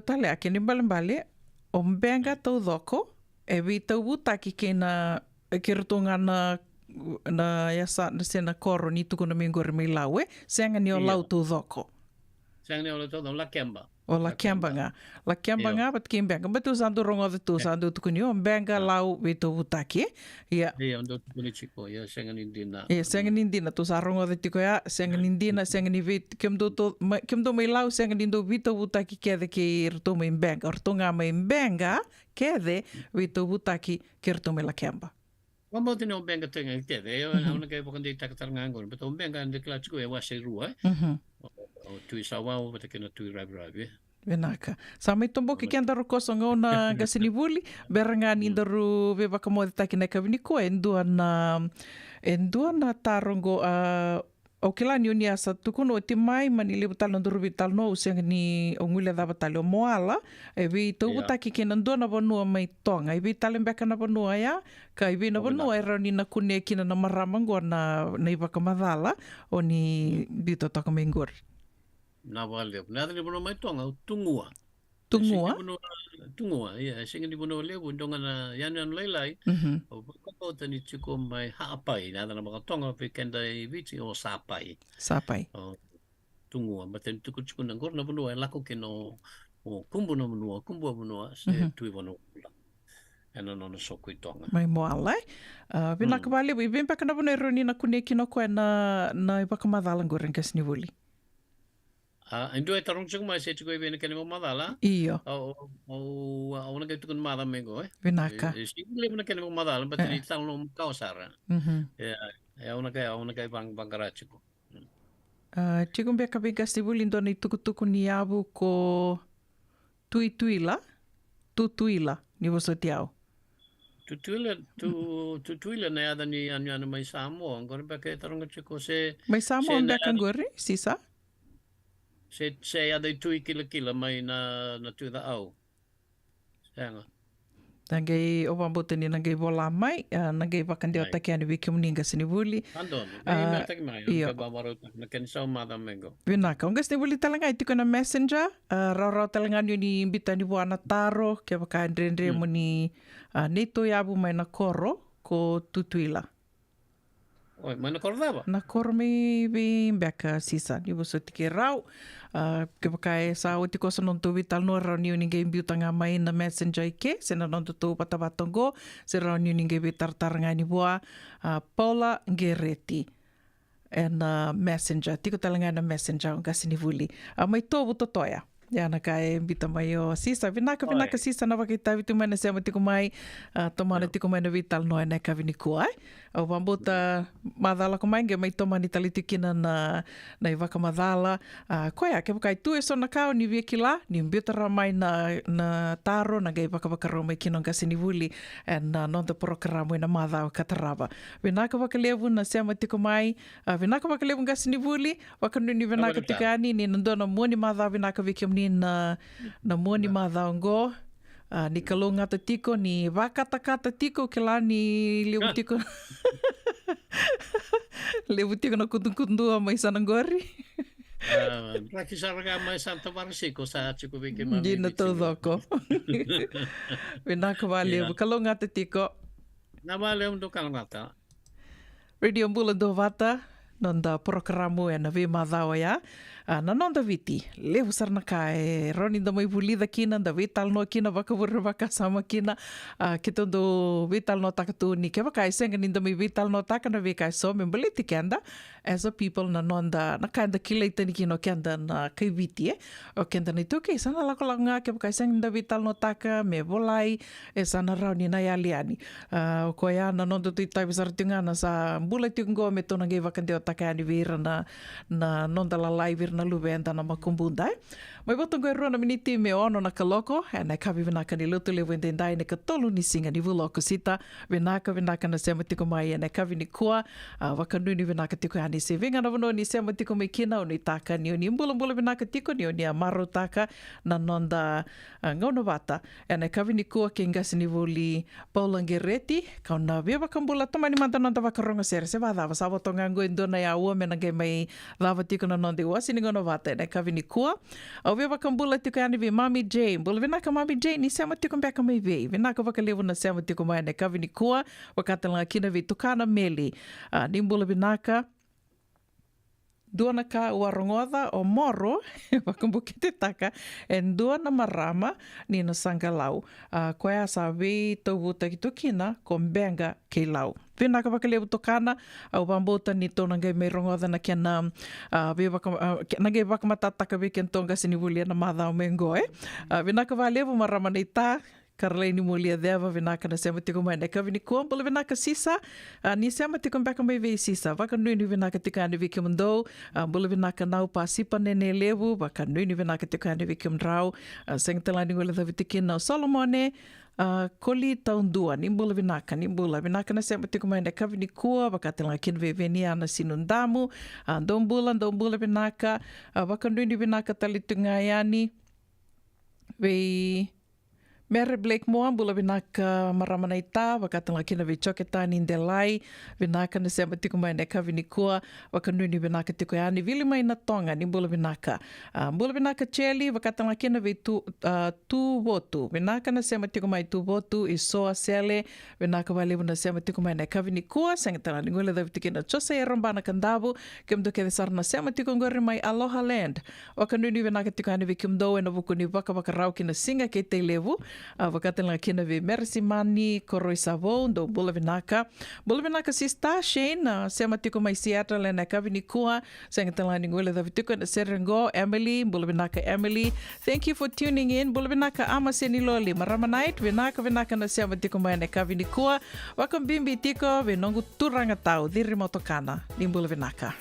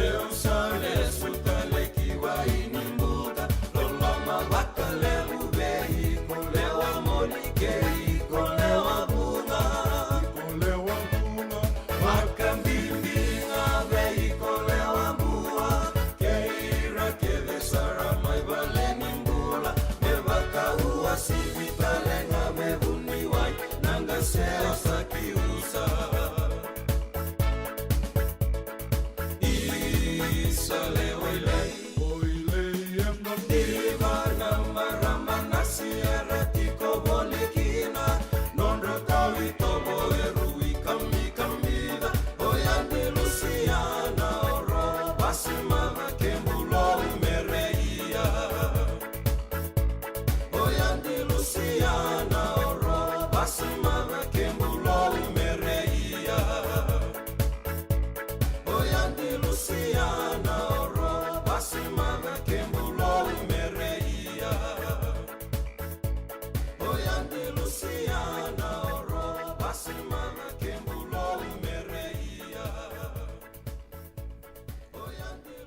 Andi Luciana, o rova se mada ke mbulo merea wakatala ki no veniana sinundamo mbulo vinaka antivini vinaka na se matiko mai San Bruno e nai kavini ko wakatala ki no vengasi ni vuli polangereti vinaka wakalevu nandau suliano muni ngauna no muni kila muni mai wase tiko menda mai wakarara mataki tikina na kawai toke se mania se burubura da banga enda se matiko mai kina nimbula vinaka John Ratu wakatala ki no ve Ilisoni dhambe alawa vinaka wakalevu na se matiko mai Serne e nai kavini ko ka wakambimbi tiko na vena numi be kemandau na se matiko ngori mai na Zion Shopping Center. Dombulu vinaka Solomon e turanga mai muri. Wakambimbi talitunga na vena numi be Melikoto, Butch, O'Harry, ke kemdo ke desaro mai nandanda kuladi mai nandawa. Bulu vinaka Mami J ke kemdo ke desaro mai Vesari. Dombula. Wele kutu talenga do na numi tiko na serango.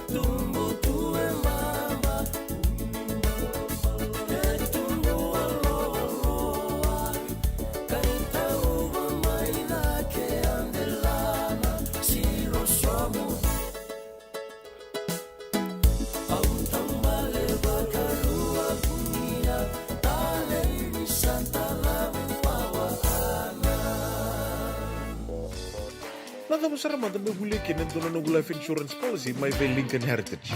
Sila nga yaw sa nagkakil ni Turta, nagkatil kabito ni Akostita na 2022, o sangir ta kasarabiri ni tauna. Nagkabi nga ya, kinamagal siya nga ya, sala ko mana check. Sengat tali ni biara, sengat sarangan ni biara balilay. In time sarang amay. So ang kaliwara ka tala tunda wala ko. Kuwertong kau saya lo buat bingung, kamu bilang tak, nak kampanye bilang kan gua na heritage link, ni, mau lebih nak sarang saya kata lintu nak kaya, kata tutu nak kena, takkan nak kena pepo buat itu tak, kami suami, nak kira kena timber kita tak, sering tu bikin dari labu lewaya, minta samu kena kisi, mana marong kena ngona, mau curi paling bula, kaki saya kabel tak kau naik suami. Baya serangan apa guna? The Lincoln Heritage Life Insurance dondonga so muna claim na lo manirusang bulu ka banewa. Kaya sa ruwa na ambaki o tinapolis nga yato na lenga, di ko na beba siya waray. Dawi mati sa siya nga. Raw-raw sar na bakaleo fo mo na telefoni. Text mai kila mas saiwa walu-walu bandua tolu-tolu walu lima na kena itutu kumatalalay. Endona mate kuniti wale bubekenda mana wasa Pasifika na hepatitis B. Kuneini ndua mana bayatini corona leni bunua mana wasa Pasifika Amerika ni tobi reti kuna matengo na hepatitis B. Ongo ili bubeke na kenaroni betobi sena tobi kuna matini nada se liver cancer. Endende mendo kila kesate bikontiko. Mebakani sanga soti ni kene bakata kila se symptoms bakabo kesambimbi na mate. Mbimbi ngona kila mono bakandi kebi membaleta na hepatitis B. Peter mai kena telefoni 526 ono vituva 51watolu sesi koba na nono to website www.sfhepbfree.org. Ongo na Radio Mulando Wata San Francisco. Me kauti kenda vatamai.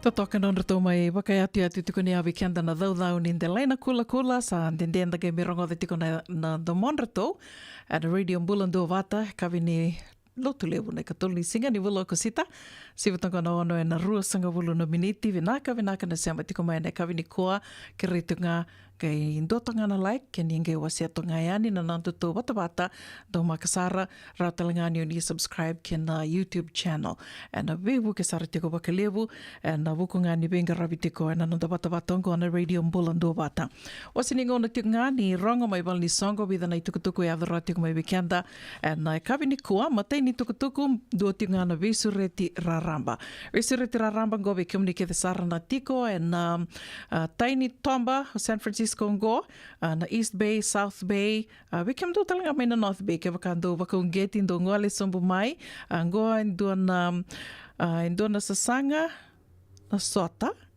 wala itonga ngo first fundraiser free will donation mai verto na Rotuma America Rotumans in America rato vesureti tiko na dona sasanga ni Komuni Lavo rato sa Komuni Lavo tiko ngo membaleta tiko na Rotuma Day ni ambaki mayongo ruanong dolu rosanga bulu kaba ya levo sarna kai rato baka rotaka tiko ka rauninda na mai maru taka bata tiko baka mata bubale ana baka idur tiko na Jerry Reba Ash Park ya in Ash Street, Newark. And ang imbiti ko yan in tikinduan go na nonto bata na Radio Mbulando Vata. Go na baka iduriti ko na baka rawai saranga mayong go na ikatini ka ruan ni singa ni Bulo Kosita. Baka rawai saranga mayong go na ikatini ka ruan ni singa ni Bulo Kosita. Tika buti ko na tinikando na kaloka na mantaka. Wala ito nga 11 a.m. to sunset. Saran yun na taka raw toka kya na balavu ni ngona. And then mai sota, da mai bakasinga lebu, da mai sarsara, and na buku ni meke, ke na vika so ertu sa bakaruta katiko, na we kanda go na Rotuma, America. In aid of Rotuma Day 2024, first fundraiser, free will donation, meet and merry make. Sing and dance and eat potluck erto na bakaruta katiko mai erto ya weekend to sireti to sa tongole mantangayani ke bakani bia kana feke go endona singa moni ngole ni kina nili kana feke o vambuta ndanangeli solitunga ndanangeli to solitu vidangana o bia kana sanga molia vidangana dola ni na vakongeti monili dautu kina visureti raramba tiko ya mai virto na Rotuma America tuku kataraba membaleta tinga na sasanga ni do tiko na sasanga ni Kanibe Buke tiko membaleta na Bengarabi and na Volnimbula Lebu Maisuba. First United Methodist Church of Santa Rosa, $50 a ticket and a summer fundraising charity event for Colonial War Memorial Hospital. And waka idurtiko ne katinika diu ni singa waka rawai ne katinika diu ni singa ni Bulo Kosita tika butiko na ndua na kaloko na singa levu kina 5 na kaloko na kavi and waka idurtiko na Ruan 25 Saiba Giffen Avenue Santa Rosa Ruan 25 Saiba Giffen Avenue Santa Rosa waka idurtiko na erto baka rotaka tu na baka tasusua kanibe baka marotaki baka ritaki sulu talenga fashion show kene baka singa lebu mate binaka na nomo $5 ningoleani dali sota baka lebu dali soli na buku ni sasanga erto baka idortingo na First United Methodist Church membaleta na kanibe buke tiko kena Volnimbula Lebu Maisuba da sakilabi na katu na itubaki ni Volnimbula Lebu Maisuba kena kani Bengarabi tukina na kena vakaloloma koya visureti raramba tiko be vakongeti tiko yani mituna laki sota na katinika diu ni singa di Vulongo na Bulo Kosita keni tuku matela lai raunio ni gebe tartareani ana taleboni vitu saiba vitu ruan 2 vitu 25 vawalu oyana vitu saiba vitu ruan 2 vitu 25 vawalu Tukutuku kataraba, besuri tira ramba tali tungangor, tumbiuta wate tiko na Bay Area OGs. Bay Area OGs, Glamorous Vitu Lima Island Night, en na waka iduri tiko na waka ruwaine ka rusanga wula ka ono ni singa ni wula kusita, dua nandrau nandala na tikite, Friedman Event Center, mai Santa Rosa, and va ono Vitu ono Mayat Avenue, Santa Rosa, teko butiko na songo e na tol na kaloko na kavi ki na tini na kaloko e na bongi, island menu dinner and drinks, live entertainment, DJ and so much more. Tuku matela lai roni ni gebe tartarani ki meroni mbola e na taliboni va ndua lima walu vitundua ono diwa seiba. So a teda davo e na ono lima seiba vitu vitundua rua ni bosoti au vitu vitundua saiba rua dua saiba seo leisa ni kan rambuka and taliboni diwa dua va vitu saiba lima va saiba ya orto no marama karto onga saratiko bakalewu na kena mbiu watatiko na kena garabitiko na songongo me da lakoani we ken the tona do talitaka na malunde tunialo na vaisulu and go wakasamatak tok go barrido tiko Bulawea na Bulawea Glamorous Vitu Lima Island Night and wakaruwai ni karusanga bulakano ni singa ni bulokosita. Oti ni tukutuku e nei rongo mai wali songo e nei kawi ni lotu lebu en dendai me mbaleta tiunga na singa ki te lebu sa rorovo leka saratiku mai na kena singa matai ka rua ka tol ni singa ni wula September. Waka rombuka ni matai ni singa, waka iduritiku na mbose, waka mbaki, teka butiko na vitu na kaloko e nambongi e na HRI Conference Room Laie Shopping Center. Kamehameha Highway, ia wakarawai teka butiko na songo e na tini na kaloko e na mataka ki na wana kaloko e na kawi, na waka iduritiku na soli, Koko Lolio Kekela Park, mai na Kamehameha Highway talenga. Otia, na ono na kaloko e na kawi, ke na tini kandua na kaloko e na mbongi, waka iduritiku na banquet, $200 na tikite, e na waka iduritiku na Honolulu Suite, 2nd floor, Tapa Tower, Hilton Hawaiian Village, Waikiki. Singa tambu, katol ni singa, oti tiko ni singa ni songo, waka iduritiku na lotu dhokowata, e na rua na kaloko e na singa lebu, e na Kahuku United Methodist Church. E ana i tukutuku e adhara tiko mai weekenda ni rongo mai wal ni songo e na kawi ni lotu lewe ndendai au bia toka rua takanga ke wakai tiko na i songo du sa lewe na tiko sendo sengkei na wudha tiko me na tau ia wutaki do wakota mai na i tukutuku ni nomo du sasanga. Se mari sasanga dawanga. Sasanga ni kumuni lavo sendo kumuni tiko sona kani vei buke merla i buke iki na mai viti se nomo du sasanga matanga ike do wakota mai rani na mai kade wakitiko ani na Radio Mbulan do watango en donango ni sala rani na bebu kitiko ani kena na Radio Mbulan do watana kena wakatete tiko ani na itukutuku ni na mando sasanga bisureti ka senga tiko ni na saumi na kena mai kade wakitiko ani na Radio Mbulan do wata San Francisco ne koti kenda wata tiko mai ne kawi benaka ni lotu lebu endendai ne katolu ni singa ni volokasita rani ni bitanga mai na Messenger and Radio Mbulan do wata se rani do bita mai biau una buninda kua se be tupe pedeli na novo rau talenga ni Yoni we tartara ke tali mata kimbau. E na we kimni na bita mai ni tukutuku e some mai lewe na tiko ani na nonde rongo mai val ni sango. And Radio Mbulan do wata tomani tiko na nonda waka rongo sere ne kavi ni kua no via waka mbula tiko ani we kimni ke te sar no waka lori tiko ne kavi ni kua se tolningo ni sala dava e se wura dava o ni we dia ke tiko kina go me na nomu ni tali tunga o ni taka ni ndananganga ro ni tiko na we tolningo ni sala so and wawo ki tiko kina dan reiwa tiko kina waka mbimbi tiko we kim do nan reva ven tiko mai na no sorry mai no sorry suva se no sorry vital na vanua do di tikina we kim do mai na no sorry mini bus stand do mbula vinaka Daniela Mbale sange baka matata kamen dana Dombulan vinaka na siya matikongori mai na mini bus stand mai Syria Park Dombula vinaka wakanu ni vinaka tikani vikim do wakatela kina vi bola so rawanga ni bola vinaka na ita di Lady D wakanu ni vinaka tikani vikim ni sikeli na watu isa dombula vinaka na itoke wele kutu wakanu ni vinaka tikani vikim do na kavini kua vena no mitiko sikeli na watu vikim do na no na itoka ningo sami ngalu wakandua nimbula binaka be sistem biu be sistem bongindua Paula Tokei Tuingali binaka bakalevu na sema tiko mai na kavini ko ve kimdo mai weli kutu wakatelanga kina ve kini ke Michelle andrombula binaka president wakanduni binaka tukani ve kimunrau mai Hillsdale sengatanga ni wala daviti kino kimdo ke de sara na sema tiko ngori mai namba tini udi wai na rewa na mini bus stand na Syria Park wakanduni binaka tukani ve kimdo na kavini ko sengatanga ni wala daviti kina mai Wagga Wagga New South Wales Australia ndombula binaka yanu laveti mbali suba binaka na sema tiko mai na kavini ko sengatanga ni wala daviti kina Katie Mere ni mbula ni sema tiko mbeka mai ve Katie wakanduni binaka talitunga yani ve John Ratu binaka wakalevu na sema tiko mai waka mbula talitunga yani ve Antivini ke kimdo ke de sara na famili do sema tiko mai ngori mai San Bruno ndombula binaka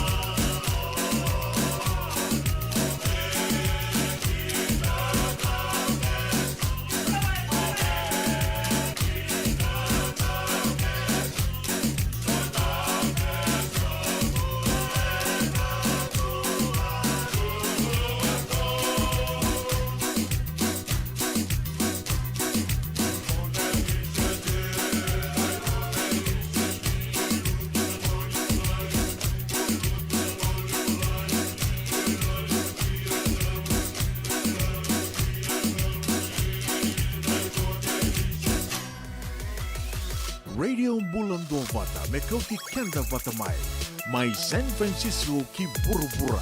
Sema mai ngai wase yani.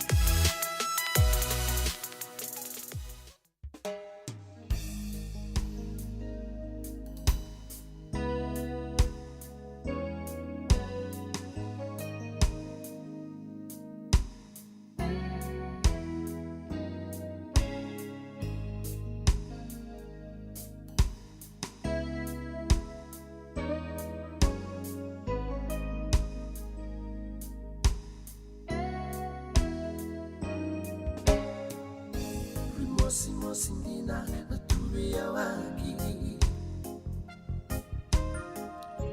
Efiria wa mai o hingiladi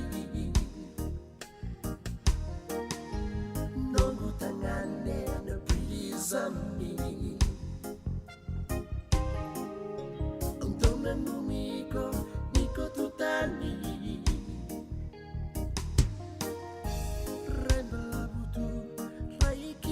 Suasa matamu botuma nenumi kotu yeah dinadi yalongu eu netungana tina mokila sekatale edua yeah rimosimosi ndina natuya waki Yawa mai o hingiladi Nongo tangane na prizami Untona numiko niko tutani Warakiko otinangirami tabi Mule sumbula mai Mani na vei kila Togu tangane o salolo mayani Ola tangane awa mai Ule sumbula mai Yeah Rimosi ndina na tuwe ya waki Tuwe ya Firi ya wa mai o hingiladi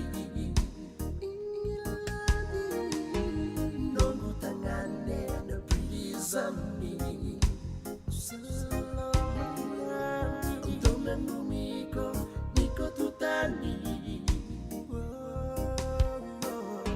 Rimosi ndina Natuwe ya waki Tuwe ya Efiri ya wa mai O hingiladi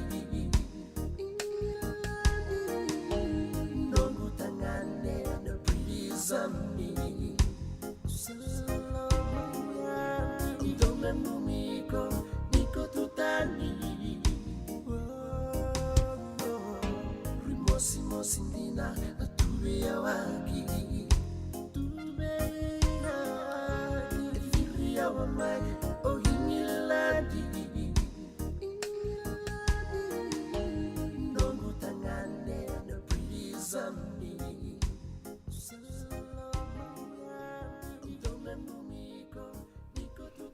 Mai waka maro tiki ni awi ki anda o Kerin Damundamu and kawi venaka ni lutu le wende ndai ne ka tolu ni singa ni wula o ka sita waka nuni venaka tiko yani waka mbula tali tunga yani weke mnina singe sema wau tiko mai ki ana nonde wa siningo na vata and kawi ni kuan dina ngani sa o tonga ngoi vida na miniti menta we waka moa de takikina ia senga na lenga malate ni rawa ni oni nange rongo tale na i teke wu ni porokaramu and kawi ni kua and wea kawi and nonda vata ngango na Radio Mbulando vata ka wakatalanga kina na YouTube channel Radio Mbulando vata YouTube na noa mai tiko wu tiko kina indona nonda porokaramu wau kana dorongo di tiko na wea kawi ni wuke lulu and oea ni sibitoka na wa and tini na miniti na wea kawi ni wuke lulu wakatoka i tiko na toso ni ngauna mea wakai wakarautaka ka winga rawitali tunga me kina o City Veni Raturala au kila ni wunga weekenda nda sana kila tu na yadhango City Veni Raturala household name ka nda kila tali tunga na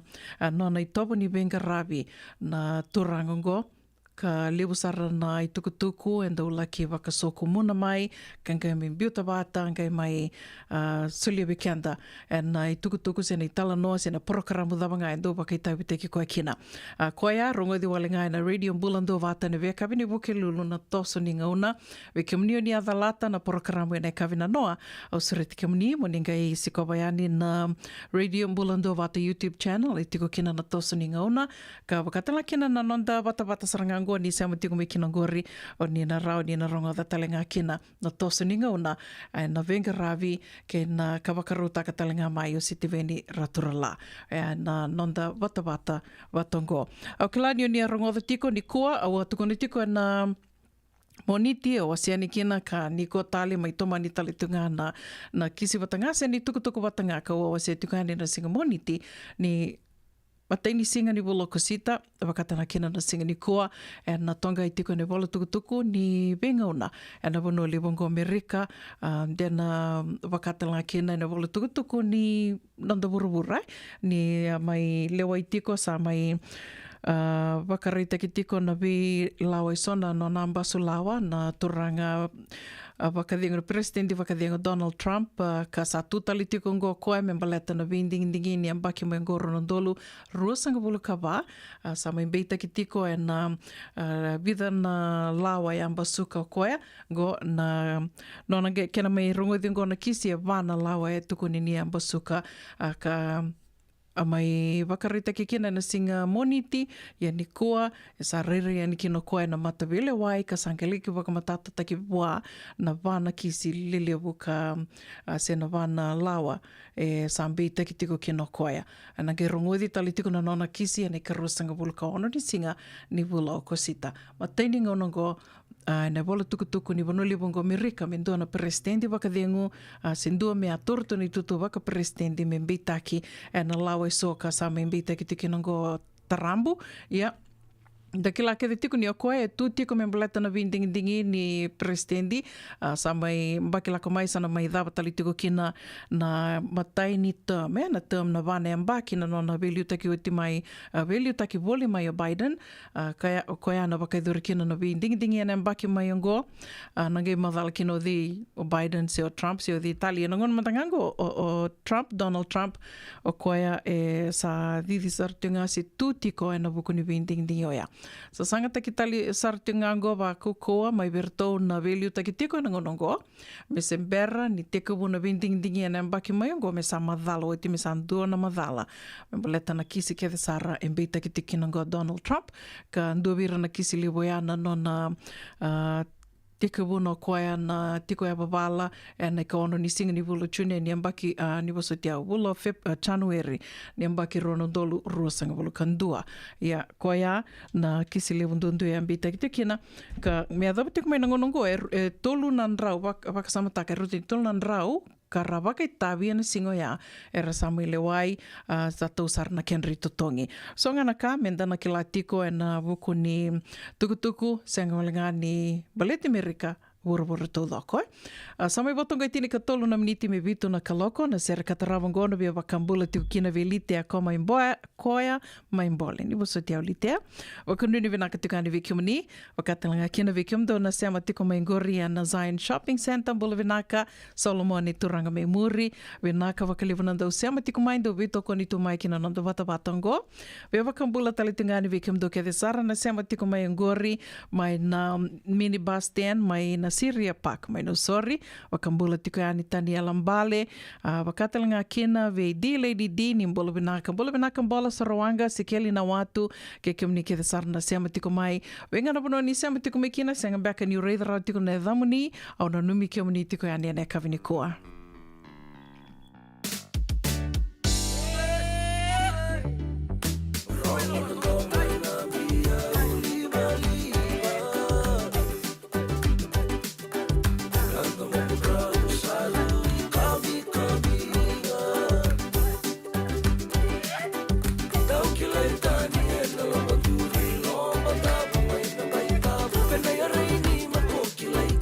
Sarro,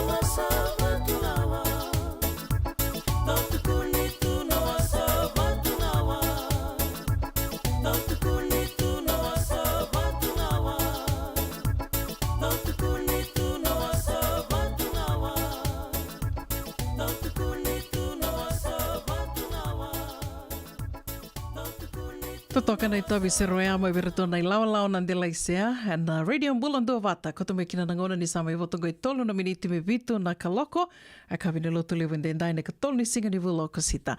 Me wakawa wakarita katiko ni na nonda programo ni mataka na biendu indu toka wakalelai kero na numa me kero wabo ki tu manda nda sarsar tu manda le ndali sarap manda ni so na storm bakani toke ka tiko mai Sacramento so talembek ngana bisini sine toke ke wakaira lama soli me ke tonu vital noayani, me ke tonu vital bayani, e ana ka en kero na takawa tiko ni mataka, ka wakanui nio ni na seama tiko ngā mai ke na nonda watawatongo na radio mbulando wata, ke wakauni sange tomboka ngā mai na porokaramo na ngonongo, senga na lenga ninge rongoda, rao nio ni na rongoda tale mai na ke na tika wuna nonda vital noa.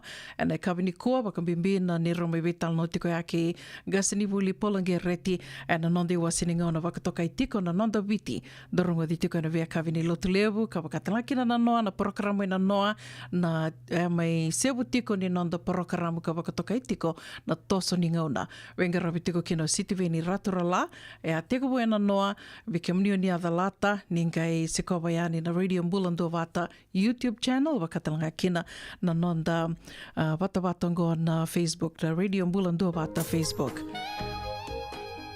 e ani mataka mi sema tiko ngā mai ki na radio mbulando vata. Io iau sana mai dhawa tiko ike, na muni tokani una wuninda kua vinaka wakalevu nandau sema tiko mai nandau a se tiko yani. Me dhawa nangau nandana gai virunga dindomo tali tiko kina, ni te wakathianga tokamanda.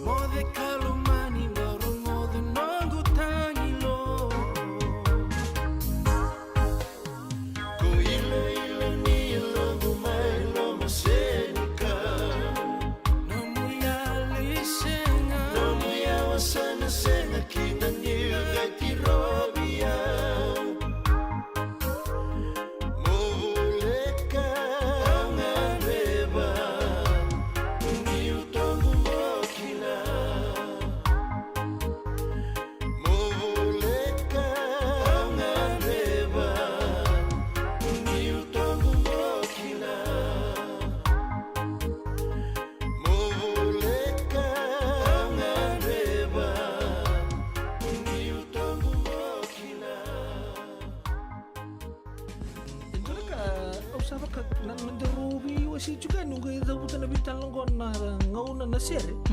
Sa dotu lang nga son to. Pakai lala ba suri nunggu gabo ka boka. Bata pa kanisa mo lang dito mo nandaru to ka. No kita ni sing lala to sunan tang gabo ka boka. So ba sini naket lala tal gabo. Nissan Bulabinaka. Sema mai kawasean in a radio bulando mata San Francisco. Tarungodi na tolu kina bito na kloka na kama ni moni tiki na borobuka bei kema dawa ya Amerika. Dini kina ruona kloka na singa lebu ni tusi di kina borowai bei kema dawa biti. Radio bulando mata San Francisco. Mekauti